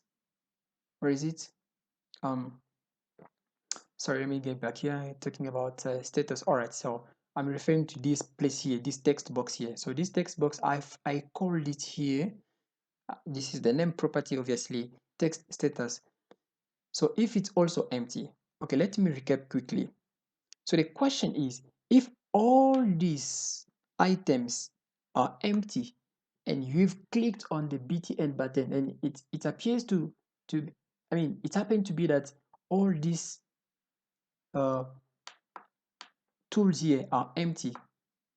So all these tools here are empty. You did not put any information, but then you click on or you click on add, as if you wanted to add a blank information into the database. What is going to happen? So if this condition is verified, that this condition is true, this is what is going to happen. So there will be an error message which will tell you, oops, it looks like some of the information, some of the fields are empty. Please make sure that you have entered all the information needed before proceeding. So it's not gonna, the system won't allow you to save blank information into the database, you know. So this is the meaning of this line here. All right, all this line here. But if it happens to be that this is not true, so that is, you've managed to put all the information needed on this zone here. So you've entered all the information needed on this zone here. All right, which means this condition is not true. So if this condition here is not true, then the second condition is going to be executed. So the second condition is going to be executed below else. So if this is not true, then what is going to happen? This is what is going to happen. So what is going to happen? First of all, we're going to open our database, con.open. So we're going to open our database so that we can be able to do some addings here. What are we going to add? Well, we're going to add the code, the gender, the ID, the phone number, the address, the hire date, the date that a particular employee was hired, his grade, that is position within the company, his name, the name of the company is working for. Remember, because this company, there's two branches. There is the one for cleaning, specially for cleaning services, and for pest control services. So an employee has to be known, has to be identified as working for either cleaning or pest control. So this is the meaning of this calling here, this wording here. Company, is he working for? Is he working for cleaning or pest control? And then the branch. The branch is because the company I'm referring to here has different branches. So a particular employee has to be identified also according to a certain branch that he will be working for. All right. So the department that that employee will be working has to be also entered into the database. And lastly, the status marital of that particular employee. Is he single? Is he married? So let me get back to the interface. I'm referring to this zone here. So we are talking about the code of the employee, his or her gender, the passport number of that employee, uh, his marital status, the address where he stays, his name, the branch is going to be working for, the company is going to be working for, the department is going to belong to, the grade or position that is going to be having within the business, and his cell phone number. All right, so these are the informations that we're going to uh, register to save into the database. So the database that we're going to use, we know that obviously the database that we're going to use, but then we have to specify the table that we're going to be working for, which, for this particular uh, form here for registration of the employee. So we'll be working with the table called TB employee. All right, so TB employee. Remember, we have already created this table. So this table has all these property, code, gender. I don't want to repeat again. All right, so we're going to save all these informations here into the database, but precisely inside the table called TB employees. So once all right, so this is what we're going to do. And once we manage to save these informations, so let me quickly explain to you. So the saving of the information starts with the opening of the database. If these informations are verified to be true, then we're going to execute this line here, which means we're going to save all these informations, and afterward we have to close the database, because this is how it works. Once you open a database and you're done working with whatever you wanted to do with it, you have to close the database. This is one of the policies of C#. All right, so once we're done to register, this is what's going to happen. These lines here are going to be executed. So the meaning of these lines here is just the cleansing of this zone here. All right, so after you manage to enter all the informations, you type them correctly, and then you realize that these informations are correct, and then you click on add here, the information on the interface are going to disappear and they will go to the database. All right, so this line here, from here to here, will help to get information from the form and to save them into the database. Whereas these lines here, it's about cleansing the form. So once you click on the adding button here, the information on this form will go to the database, but these zones here have to be empty. So what helps us for this zone to be empty is this line here. So we're going to clear text for address, for the ID, is the number for that particular person or employee, his cell phone number, his grade, his gender, the department is going to work for, the company is going to work for, the branch is going to belong to, and obviously is marital status. All right. So this is the meaning of all this code here. So without further ado, let me execute let me start the program and try to put some information and see if it's gonna work. All right. So I'm going to start here.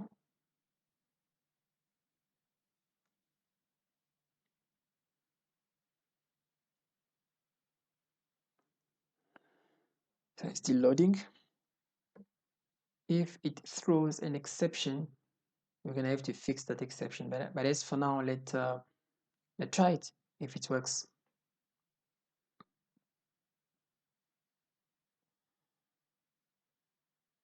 All right. So gender, for now, it's yet to be selected, but I have to put the coding when it's come to making this combo box possible to be selected. But as for now, let me type. Let's say it's a male. ID. Let me just force something here. All right, let's say it's single. This guy is single here, but you can see, let's say it's single. Let's go for Mary. So it's Mary, but it's not showing on this text box. Don't worry. I'm going to put the coding for this button here, for this radio button here later. Let's say it's married. Address 12B Silver X, sorry. 12B Silver X.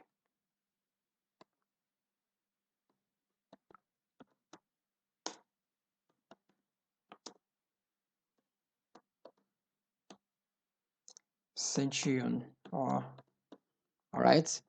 What is the name of this employee? Let's say Damona Diego.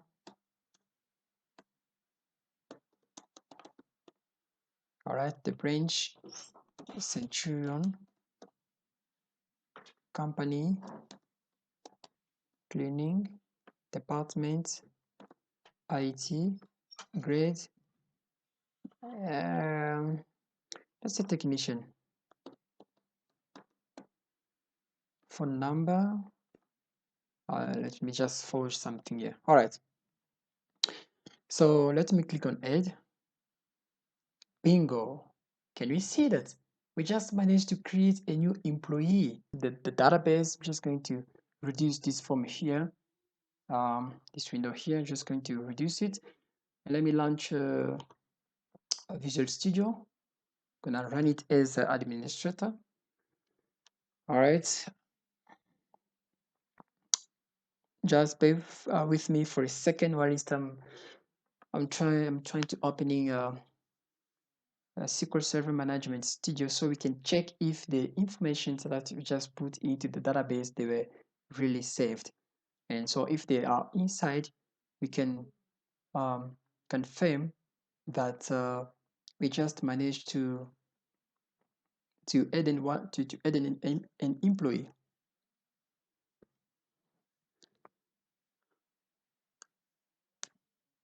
Okay, I'm going to connect. The database is connected. Let me now go to, I'm going to expand this database and then come to, so here is the name of the database that we are working with. So I click on, just going to expand. The table I'm looking at is this one, the one that is called TV employee, right? So this table here. So let me open it. Going to verify if the information that we just entered were really saved into the database, because the database was empty.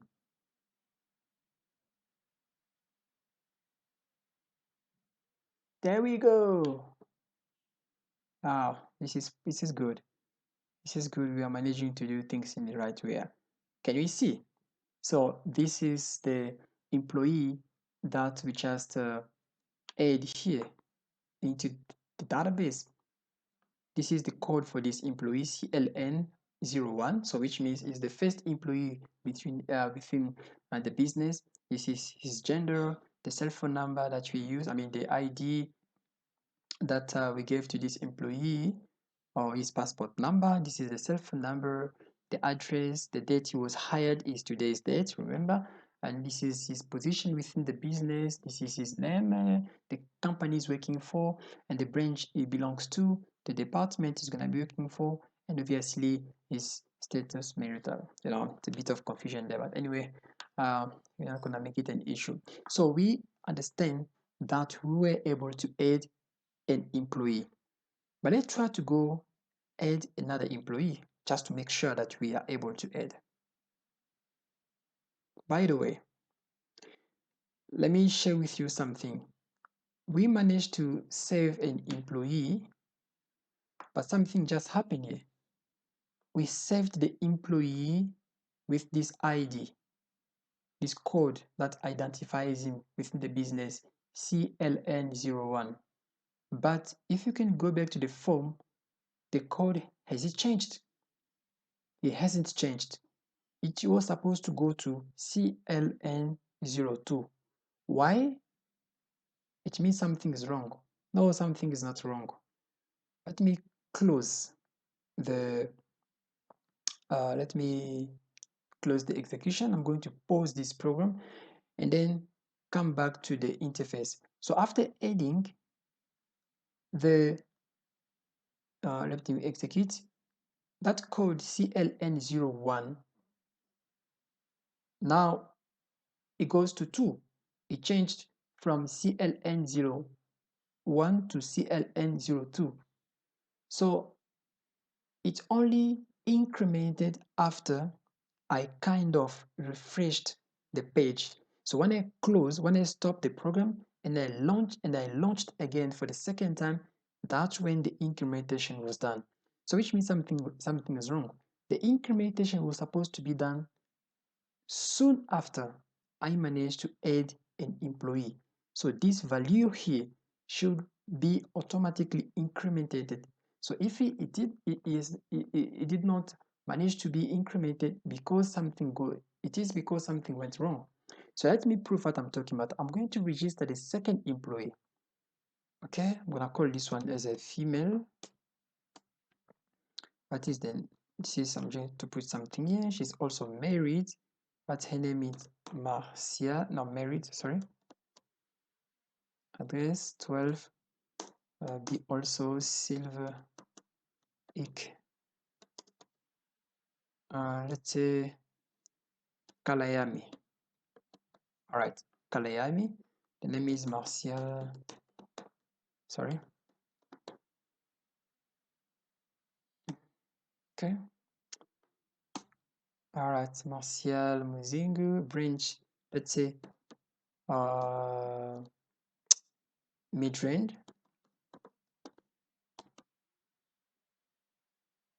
Okay, Midrand company. Let's say pest control. Department marketing. Great. What can you say here? Okay, let me just say director. All right, although that's not the situation, but there's nothing bad with that. So I'm gonna put a cell phone number here. So I want to draw your attention on this thing here. All right, once I click on add, this employee here will leave this CLN02 as the code that identifies her within the business. But unfortunately, at this time, at this point in time, after adding here, this code is not going to be incremented. It's still gonna be CLN02. Why? I want to prove this. Let me go to add. Can you see? We were able to add the second employee, but this code here does not change. So we have to fix it. But first of all, let's check again if really that second employee is within the database. So let me do this. I'm gonna close this table here and then try to refresh. Is this one? I refresh. Let me open it again one more time. Bingo. There we go. We are doing great. We are getting there. We managed to create this second employee. So the incrementation is already done. That is, on this form here, it was supposed to show CLN03 because the incrementation has done already. But why is not showing? It's not showing because the page is not refreshed.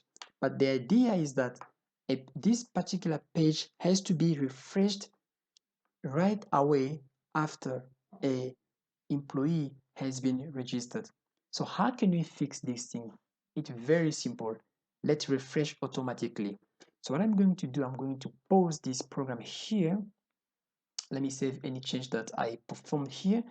Then I come back to this adding button because we need the the the the page to be the form to be refreshed soon after, I mean just after we've managed to create an employee. So how do we go for that? Let's go back to the code where we are doing the incrementation. This is the one, auto ID. So we are giving IDs, the code. You are giving code to the employee by means of this code here. So the incrementation is done, but after registering an employee, we can't see that on the form. So what you can do just to resolve this issue, it's simple. It's using this method here that we just created and paste it. We're just going to copy it and paste it after the registration is done on our code source, on our source code. Definitely here. So how do we register? We register from where we open the connection and where we close it. So we open the connection here and then we register all the informations that are on the page, that are on the form, and then we close the connection. So right after closing the connection, that is where we need to paste our method that we created. Sorry, I have to put a semicolon here. Yeah, it's fixed. So this method here will refresh the form after we have managed to register or to insert an employee. So let's see if the incrementation is going now to be done automatically on the form. I'm going to launch one more time the form.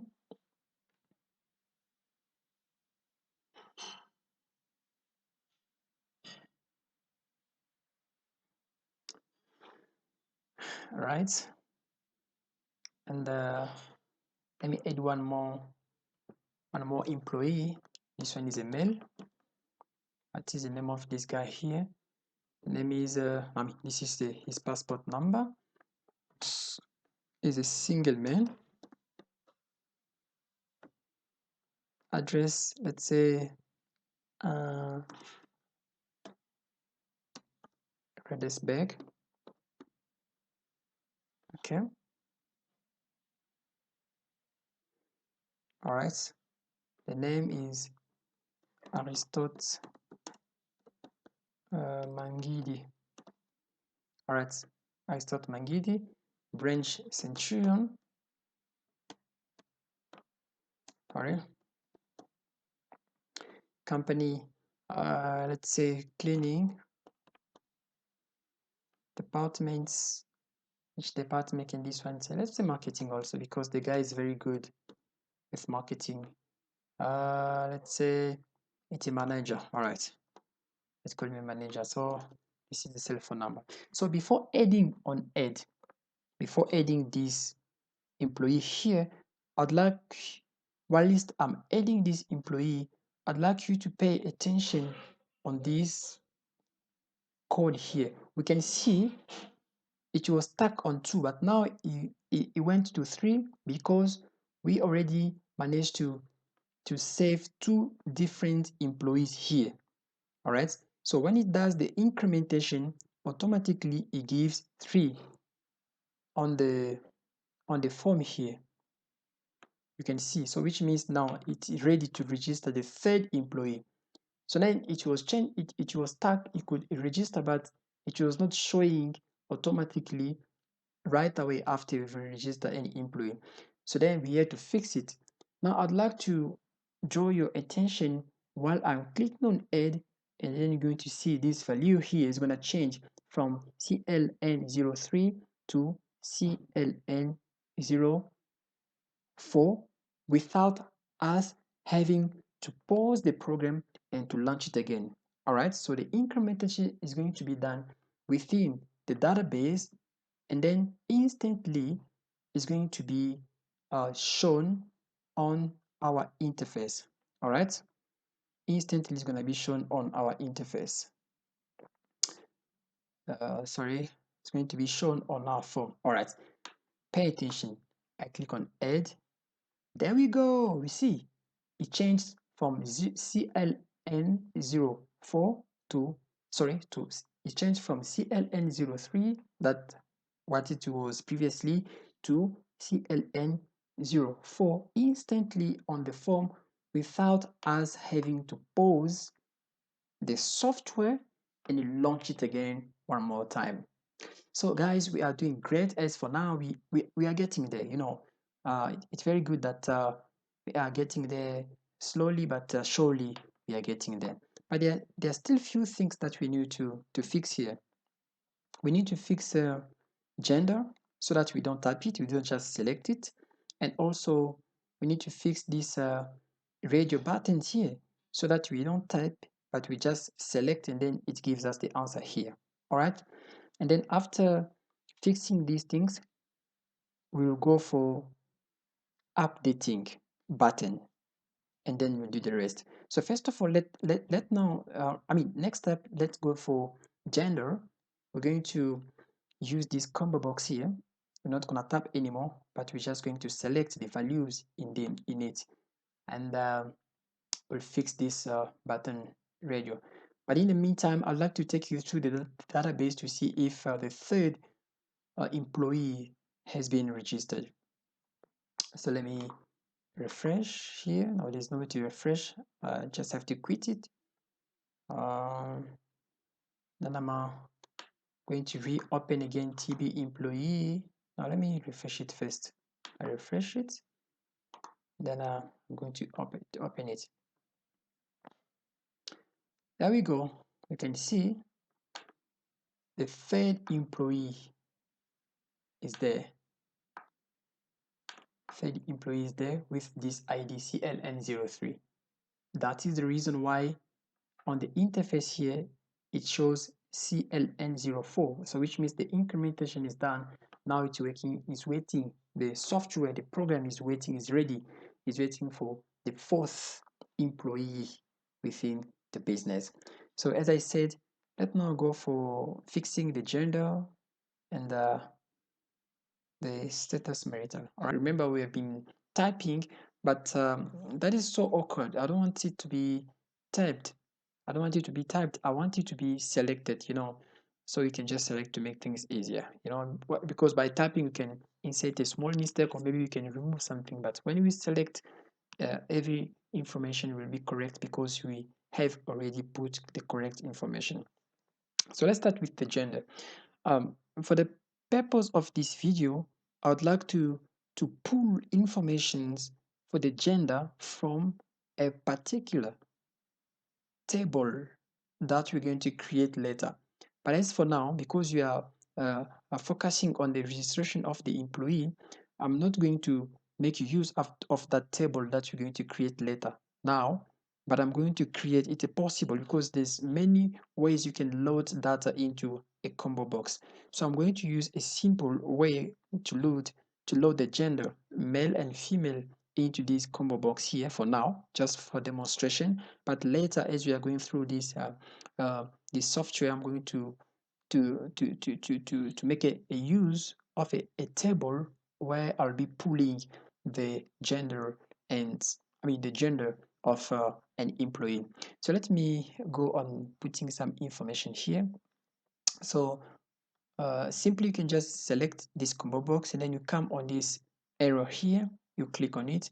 Once it gives you this contextual menu, you just come to edit items, and then let's say that there was nothing here because I already put it. All right, so first of all, when you did not put anything, if you try to, you click on this arrow here and then you come to edit items, you'll see it's going to be empty like this. It's going to be blank. So I want to load it with some information. I'll say male, then enter, and then female, enter again. You come to OK. All right. So I'm done for this combo box here. I already loaded with two values, that is male and female. So let me go for this radio button here. Do this. Once I click on single, this radio button will send the information here to this text box. It will say single. So if it's not single, I mean, if it's not this one, then it's going to be this one. So if it's not single, and it's going to be married. All right. So it's either, I mean, it's either this one or that other one. All right. So once I click on uh, one of these radio button here, is going to send the information into this text box so that you can make use of it. All right. So let me start with single. But first of all, I'd like to know the way I named this text box here. How did I name it? Let me go back to name property. So I call it text as text status. All right. Let me double click on this one. So once I double click on this radio button here, I'll say, sorry, text tx tx status. This is the one dot text. So I'm assigning the text to this combo, to this text box. So it's gonna be equal to, let me put semicolon here because it's for single. I'm gonna say single. All right. So once I click on that radio button, it's going to affect this string here called single to the text box, which I named as tx status. All right. Let me get back to the interface. Let me do now for this other radio button here. I double click on it. Then I say tx status, this is the one, dot text equals, sorry, let me close by a semicolon. This one is married. Married, right. All right. Let me now, we managed to put the information regarding the status of someone, whether is single or is married. We also managed to load our combo box with two values, that is male and female. Let's now try to start our software, and we're going to check if these buttons here are working. I go to start.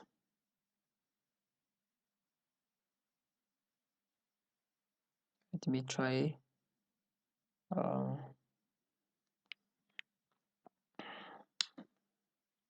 Still waiting for the, all right, there we go. It's loaded.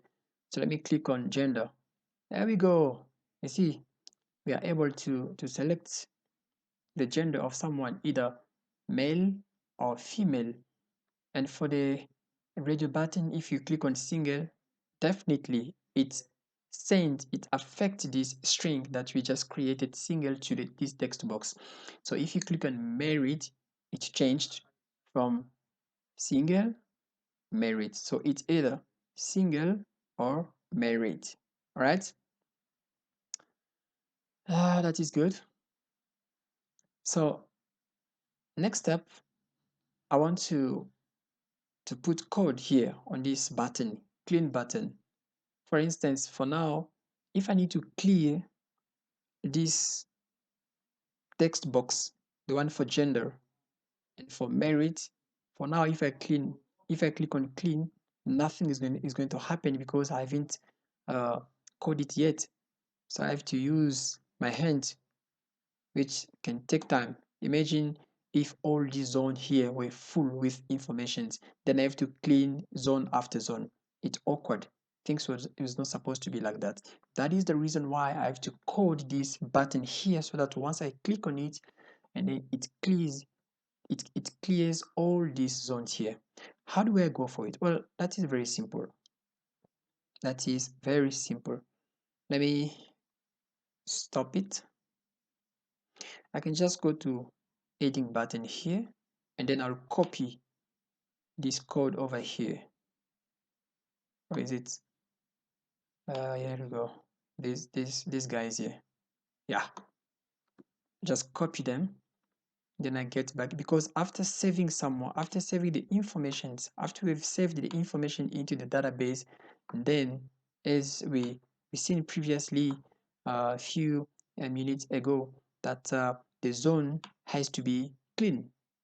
So the zone are getting clean with this code here. That's why I'm just going to copy them and then I go to firm employee.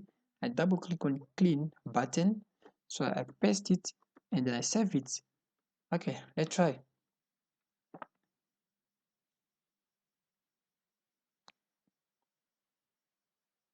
Let's try. Mail. I put any information here.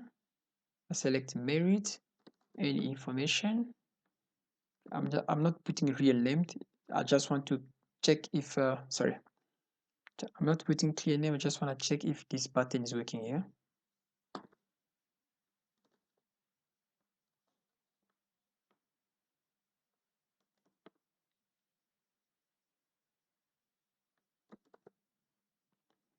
Let me click on clear. There we go. So the button is working. Use this code here for updating. All right. Let me just copy it and then I'm going to paste it. Copy it like this. I think let me take this curly brackets. If it's an extra, then I'm gonna have to remove it. All right. So I'll go back to this form here, and then go to update. I double click this button here. So by the way, this button, I just name it. This is how I name it. BTN update stand for button for updates. So this is uh, the property name, of the button. This button BTN update. All right, so I already I already copy this source code here. Let me just paste it on this button here. So yeah, I paste it. So as you can see, let me comment this line here. And as we are going through this software, you'll see the reason why of these lines here. But let me just comment them for now. Cool. Seems like it's catching again. Oh, there's an extra curly brackets. I think now it should be fine. Cool. All right.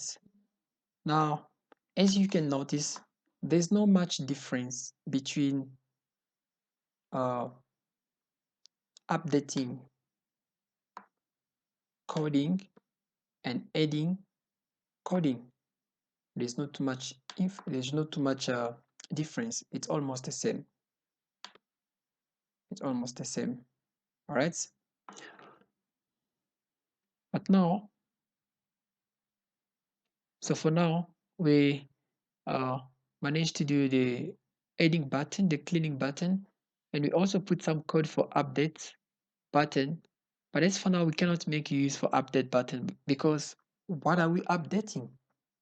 For us to be update, we need to be able to consult informations into the database and get them from the database onto the form and check if they are correct. If they are not correct, that is when we're going to do the update.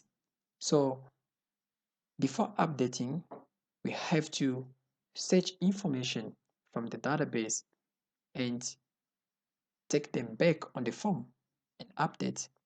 So for now, we now to be doing the code for the searching button.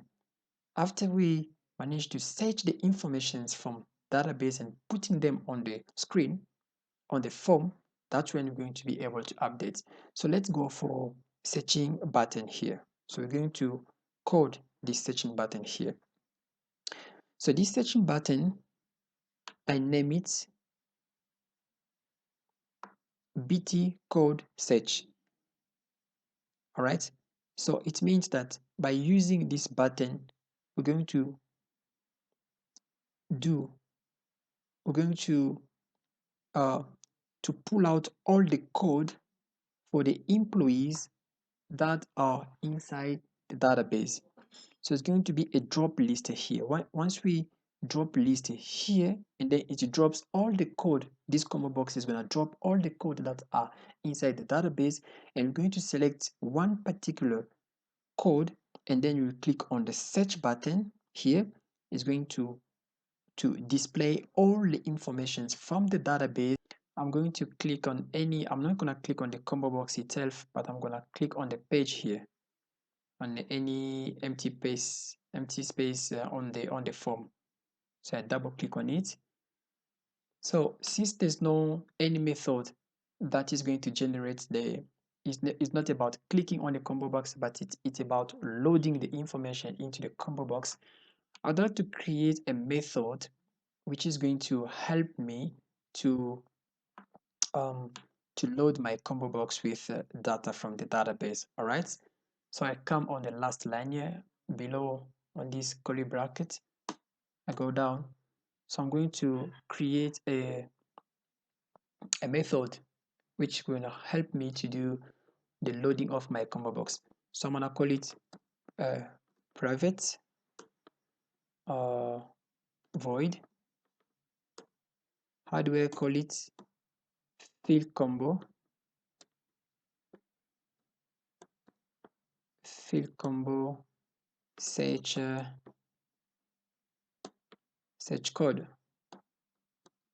All right. Then close it here. I have to put curly brackets. All right, cool. So this is the method that I just created for me to be able to load this combo box here with code. All right. So now to load this combo box with code, I have to put the code. So to make things fast, just to not to make this video too long, I already created the source code for this combo box code. Let me just paste it. I'm gonna first of all copy it, and then I'm going to paste it, but don't worry, I'm going to explain to you how it works here. So I just paste it. So now we can see that for me to interact with the database, instead of when it comes to making use of commands here, I have to create a command. It's not created yet. That is the reason why you can see the IntelliSense is telling me that the name CMD does not exist in the current context. All right. So which means I have to create another namespace which will interact with the database, allowing me to pull the data from the database and to manipulate them and to get them back and to display them on the screen. All right, so I have to set up some command here. So it's very simple. If I have to make it here, I can say SQL command cmd. See, it's going to correct this mistake.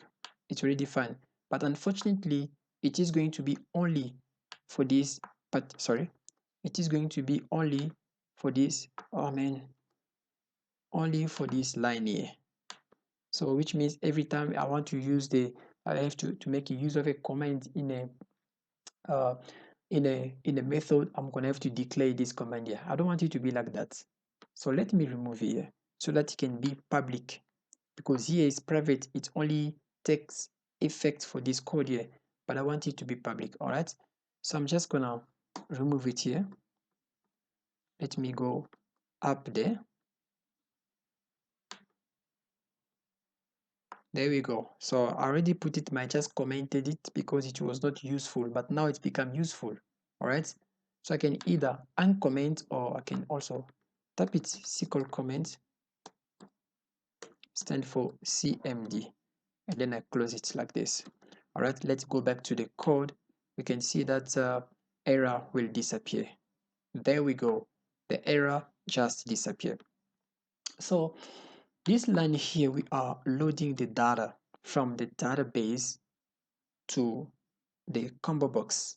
All right, so combo box search name here, cmb search name is the name property which we gave to this combo box here.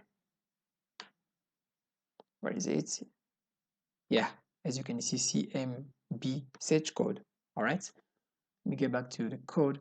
So we are loading all the items that are into the database to this combo box. But before doing that, we must be able to open the database with this con.open. After opening the database, that's when we're going to make use of commands. All right, and then we're going to select any text that is any text from, sorry, this combo box here, it's for name. I was supposed to put combo box for code. Sorry for that. Let me get back because I already pasted this data here so it can be able for us to make it fast. All right, this is the code that I was supposed to put there for the code. Cool. All right, so the name of this combo box here, this is the combo box that I'm using. It's this one. I name it CMB search code. All right. It's below here. Where is it? There we go. CMB search code. So I want to call all the items that are inside, and before that I must open the connection. Once the connection is open, I can use the command here, and then I'm telling the C# that C# must select any informations, or to select all the codes that are from table code employee. So once it's true, I'm going to make use of data table. Data table, there's no way you can just manipulate it like that. We have to create we have to create an object for this data table.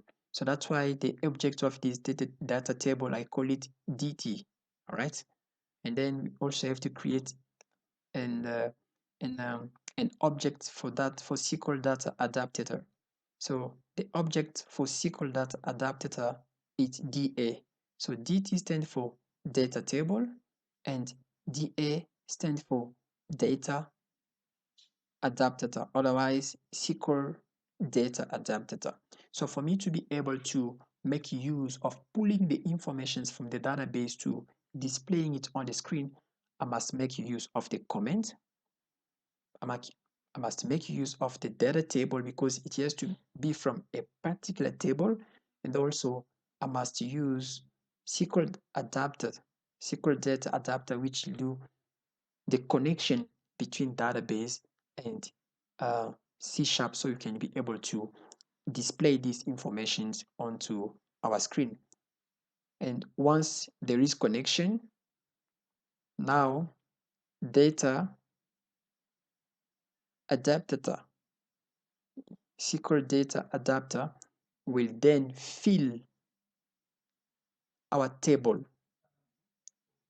We will then fill the combo box with what?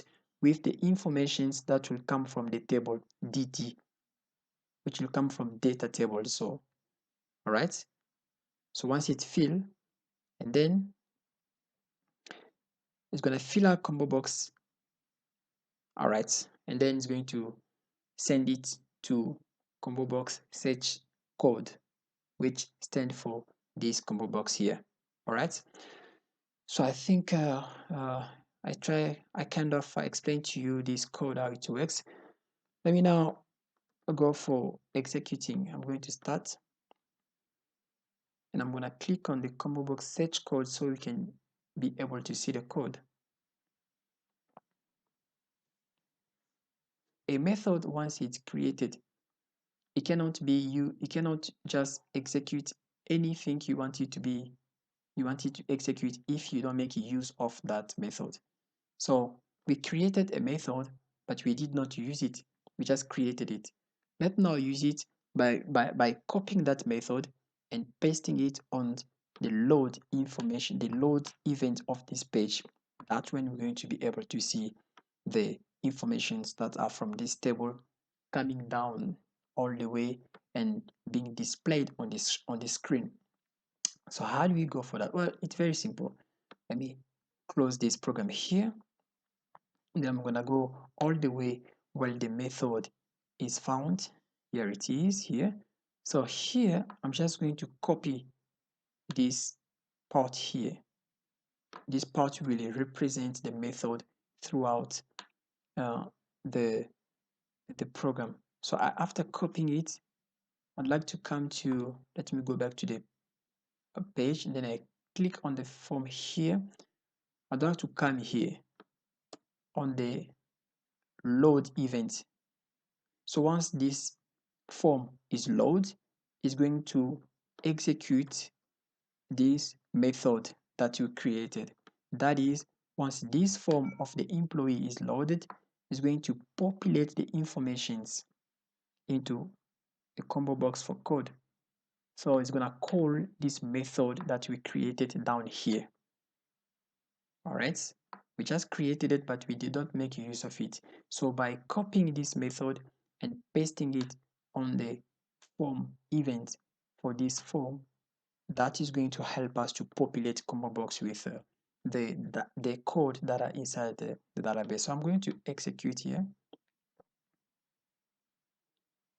Then I come to, there we go. You can see we managed to populate combo box with all the datas that are inside. All right. So now that we managed to populate the combo box with the data that are inside, let's also populate this combo box here. So this combo box here, the first one gives us the list of the code that are inside the table employee. So now I want to use this combo box here to list up the name of the employees that are inside the database, because for now we know that we might know the first employee, the second employee, and the third one. But let's say now we have more than 100 people working within the business. It's going to be difficult to remember each of those employees via the code within the business. But we can easily remember a particular employee when we use his name. So that's why I want to make use of this combo box by populating this combo box with all the names of the employees that are within the business. All right, let's go for it, and then we're going to do the searching button. I'm going to close here, and then one more time, as for the code for the employee, I'm going to create a method, and that method, I'll call it combo box search name. All right, so let me come all right, let me come here. I'm going to create that method here. I'm going to call it private void field combo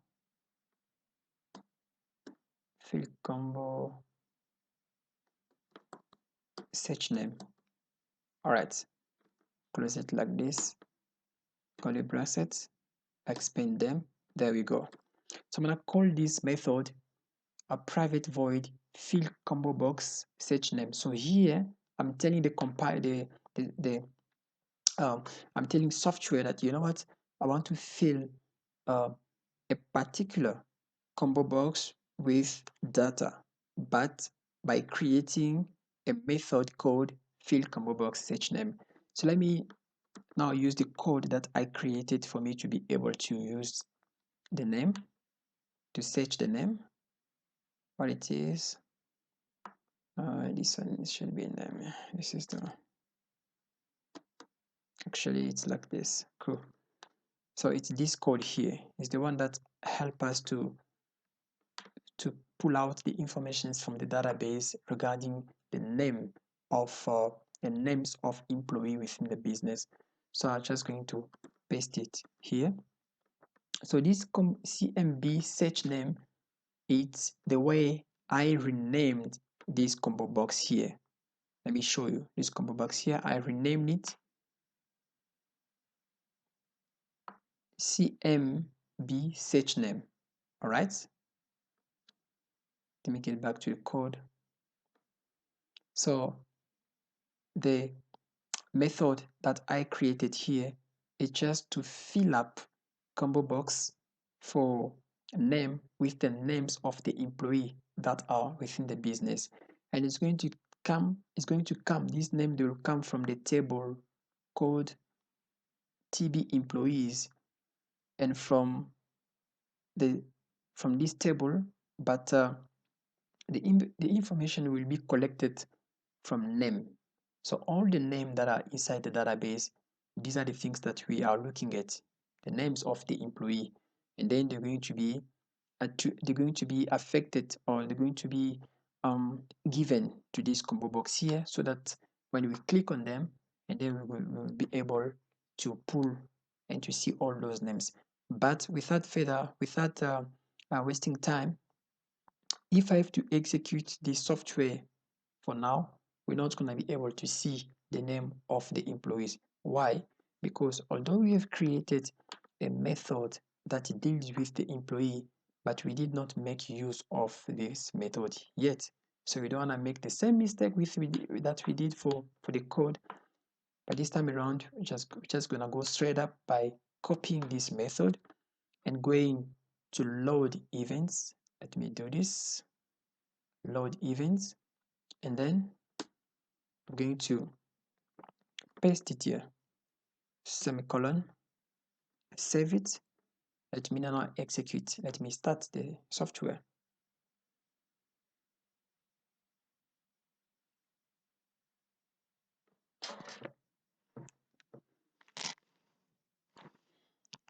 Let me try. Bingo! As you can see, we managed to pull out all the names of the guys that are inside the database, 3 of them, and each of them got one of the code here, because we have 3 different code, and we also have 3 different names here. So now I'm going to put some code for us to be able to fetch the informations from the database and to display those informations on our form using a keyword. A keyword can be code or a name, but let's start by using code as keyword for us to be able to display the informations from the database onto our screen, onto our form. All right. So let me get back to the form. So I want that once I select a code and then I click on the search button here, it gives me the informations for that employee. So let me go for clicking on the search button. I double click on it. But as for now, we can see that there's no code inside. It says only private void btn code search click. So once I click on it, it has to give the details here. So let me put the code. The code already make things easier. The code is here already. Let me just copy it and then come to paste it here. Then I save it. It gives some. Alright, let me comment this one. Let me just comment this one. We'll make use. I'm gonna make use of them later. So let me explain to you this code how it works here before executing, before starting the code, before starting the program. So I want that once I click on the searching button here, the connection will be open. Then because we have to deal with the data, especially when it comes to searching data from the database, I have to make use of SQL command here. So I create an object of the SQL command, and then I do the adaptation. I adapt the database with my Visual Studio. So this is the meaning of this line here. And then once the connection is done, that's when I'm going to select every. Let me explain to you this line where it says select star from TB employees work code. So um, the query that I'm putting here, I'm telling the program that you need to select each and every single data. That is the meaning of this star. So select each and every single information from the table code TB employees where the keyword is code. So this is inside the database, but now it's on the form because cmb search code.com dot text, it's the text that we need to read from the combo box code. Once we selected a text on the combo box code, and that the information is correct about it's correct regarding what is on inside the database and the connection is done, that is when now we'll be able to fill the data which are from this table, and we're going to do what? We're going to retrieve those data. We're going to collect all those data and sending them back into the tools that are on our interface. Let me try to start.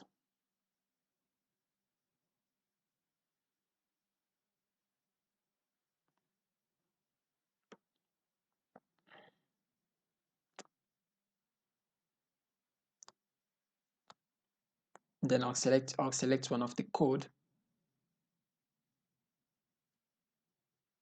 I select one of the code, then I click on search. There we go. So we managed to display the informations concerning this employee here, which keyword was CLN01, that is the code of this employee which identifies him within the business. And by clicking on search, we were able to pull out the informations regarding this employee and to display them on the screen. So let's go for the next employee. Let's say that we are selecting CLN02. Once we click on him, we see it changed. It's no longer the same employee. It gives us different information. Let's go for the third employee. Number 3, we can see somebody else. So now we're done with searching button using the keyword as code. Let's now go by searching the button but using the keyword as name, because if we have 100 people within the business, they're going to be a certain CLN 100. So how do we know all those people?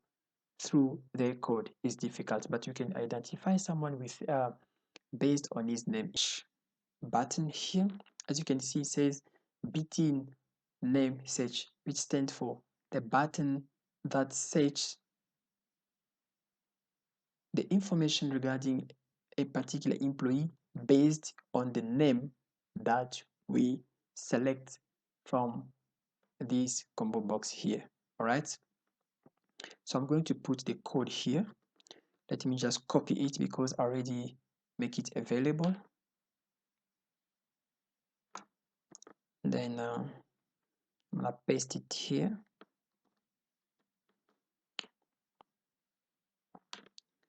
Let me just comment this line here. We'll make use of them later.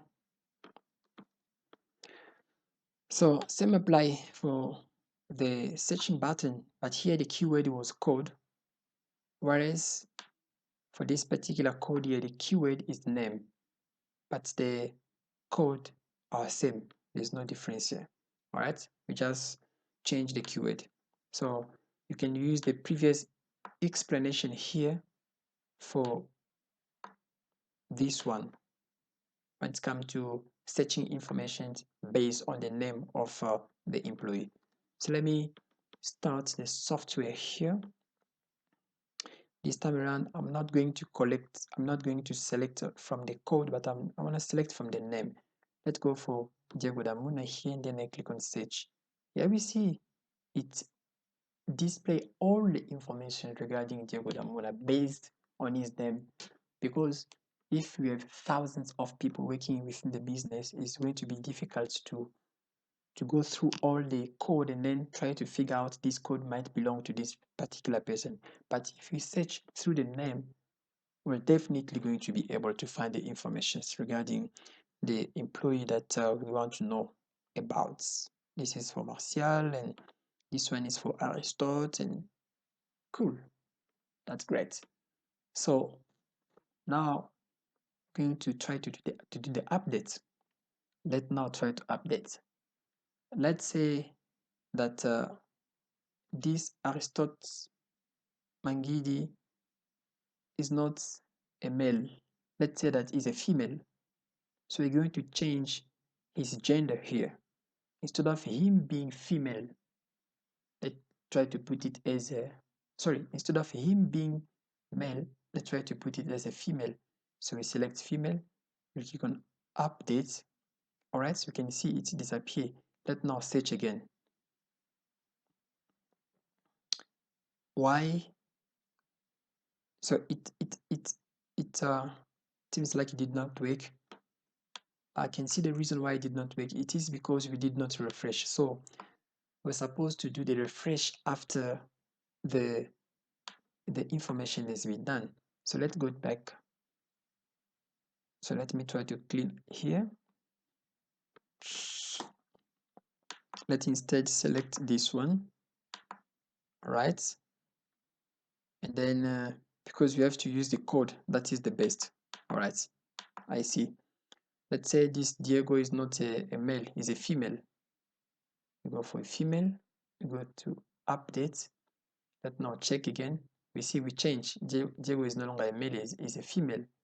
So let's say we can see here, if we search, the database tells that that Diego is married. But let's try to change from him being married to becoming single. And then we go to update. Let's check again the information regarding Diego. If he is changed from being married to single, we click on search. Then it says to us that he's a single. Just going to copy it and paste it. Yeah, here it is. This is the deleting button.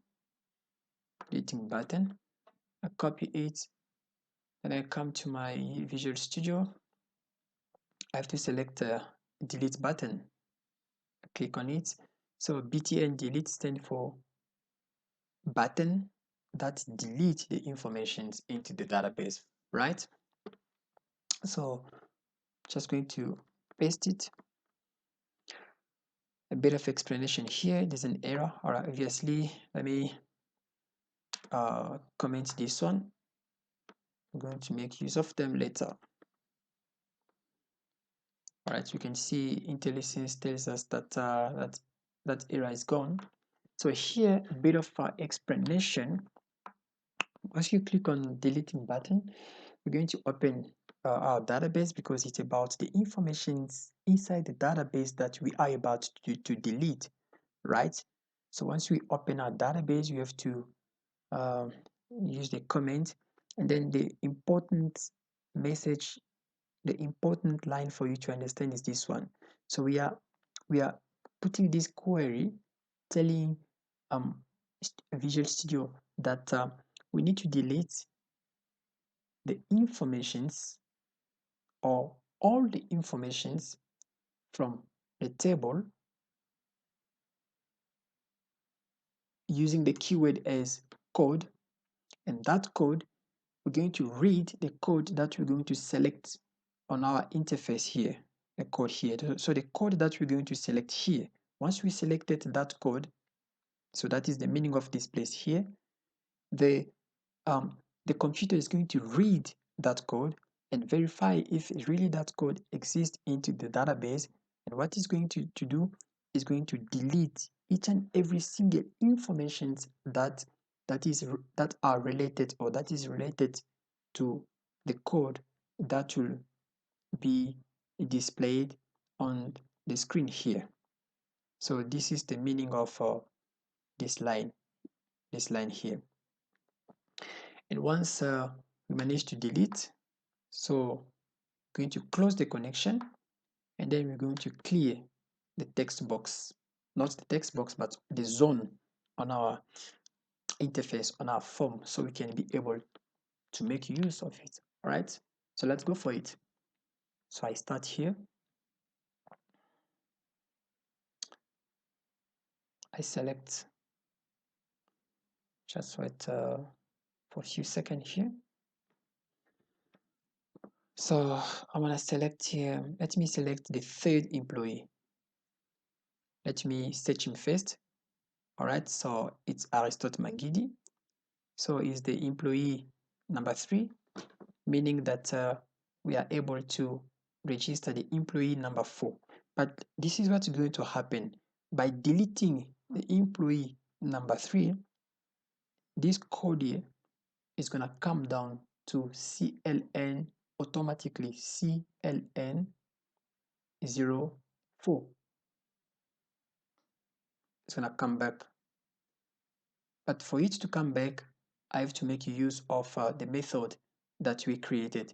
Let me first of all make use of that method, because you don't want to waste time too much here. All right, definitely, this is the method that we created for auto ID. All right, so which means it was good. Let me go.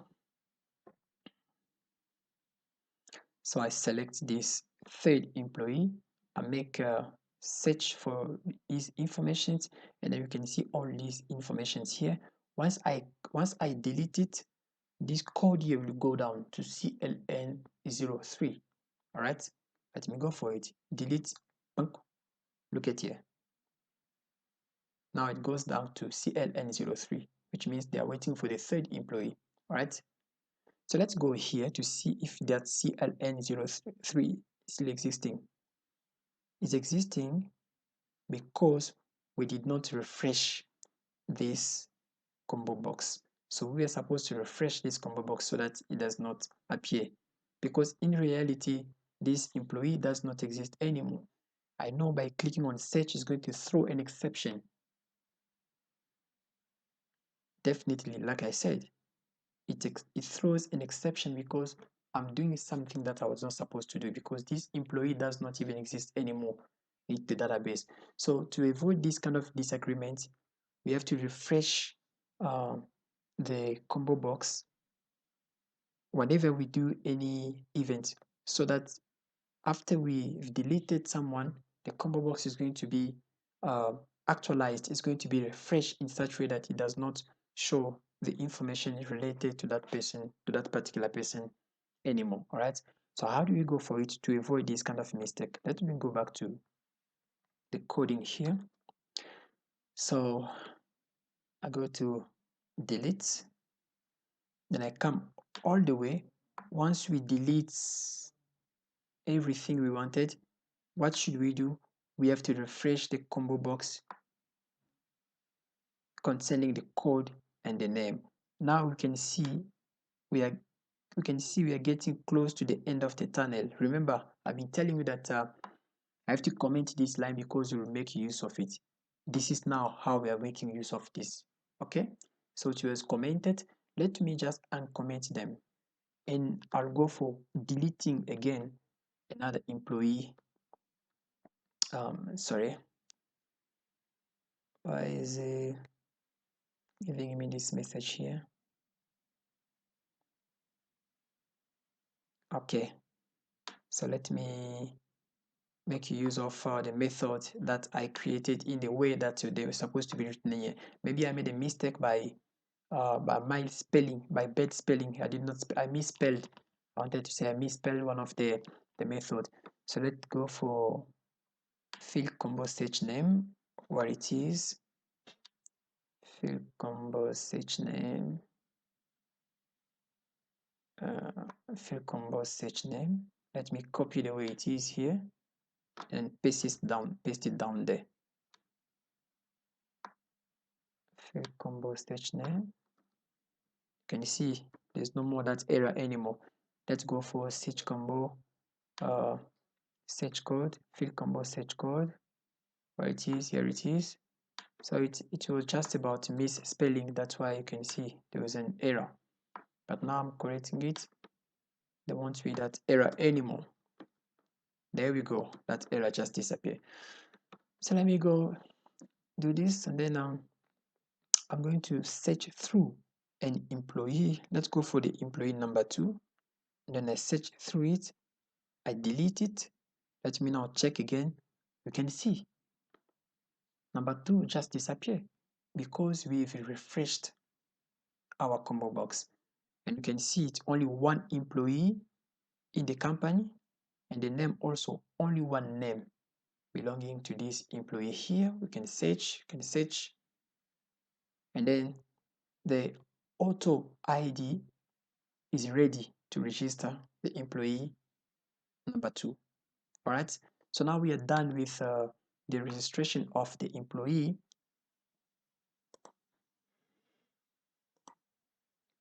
So we have to create these 3 different interfaces. This one will be handling the sales within the company and the technician and consumables. By consumables, we are referring to the product that the company will be selling to the client, because the company is not only providing the services to the clients or customers, but the company also sells some products. So by consumables, we are talking about the product that the company made available for customers or client to buy whenever the service is offered. All right, so I'm going to create these 3 interfaces. So I'd like to show you first of all the reason being of me making these 3 interface. So let me launch the finished program. I'm not talking about the one that we are rebuilding with you, the one that I'm busy building with you, but I'm going to talk, because this is a sample, but I'm going to take you through the real software, the one is working already. So you will then understand the reason being of these 3 interface. So let me quickly launch this, let me quickly launch the software. It's this one. Just gonna put my credential here and then log. So if I go to management, I go to file, then let me go to file, new job card. Sorry, yeah, I'll fix that later. I know why, because there's no data into the database. All right, anyway, so the reason being of creating these three interface here is because of this form here. To create a job card, we need to specify the name of the technician. Sorry, the name of the technician, because once the job is done, the name of the technician, because before we can send someone to go do a job there, that person has to be a technician, because it's a cleaning company. All right, so a technician, we're not gonna type his name, we have to pull his name from the database. So it has to be someone who is already registered into the database, working for the company and having a qualification as a technician. So that is the reason why we have to create all right, an interface that will be registering, that will be inserting the new uh, um, technicians within the business. All right, again, not only technician, we might be able to um to create. Let me get back to the page here. We might be able to create to assign, I mean to make available the cells within the business, because the person who will be handling the job card, this job card here, this one has to be one of the cells within the business. So that is why we have to create an interface that will be creating new cells within the business, and the cells are none then are none I mean the cells are the workers within the business. So it might be an ex worker, but then she or he is having the responsibilities as being one of the cells within the business. All right, so we have to register that person. Not only that person has to be inserted into the database as being one of the workers, but that person might be having the responsibilities of selling the product within the business. So that person will be handling this job card here. That is the reason why we have to create an interface that will be handling those kind of people. All right, for the person who will be having those responsibilities. All right, so I'm gonna create technician. There will be an interface that will be handling technicians, and the one for sales, and the last one will be for consumables. Why? Let me get you back to the job card. So if you come down here, you can see consumables, this area here. So let's say that one of the cells is editing this job card for a customer or for a client, and that client might need some of the products, might need to be sold some of the products. So those products uh, overall are called consumables. All right, so that is the reason why we have to create an interface here, this interface here, that will be where we'll be using this interface to insert different products or consumables into the database, so that whenever we are generating job card, instead of us typing, we're not going to type anything. We can just select uh, the product that we're about to sell to the customer, and then automatically the system will tell us the name of the product and the price per unit of that product and the total amount of that product. Let's say a customer would prefer to have uh, 10 items of one particular product. So the system has to do the calculation automatically. So that is the reason why sorry, that is the reason why, let me get back here. That is the reason why prior to prior to the job card, for us to be creating some product here to make use of them, instead of, I'm not talking about creating, but I'm talking about making use of those consumables here. For us to get them from the database, we must create them. How do we create them? Well, we're going to create them by making use of this interface here. All right, so that is the reason being of us creating upfront these three different interfaces before we can be able to edit or to generate the job card here, right? So let me just quit this page here, and then I'm going to go to Visual Studio, because now we have to create these three different interfaces: the one for sales, the technician, and consumables. All right, so this is how I'm going to call them. FM sales stand for form for sales, and FM technician stand for form for technicians, and FM consumables stand for the form that will be handling the consumables within the business. So let's start with inserting a new form, which we will call form cells.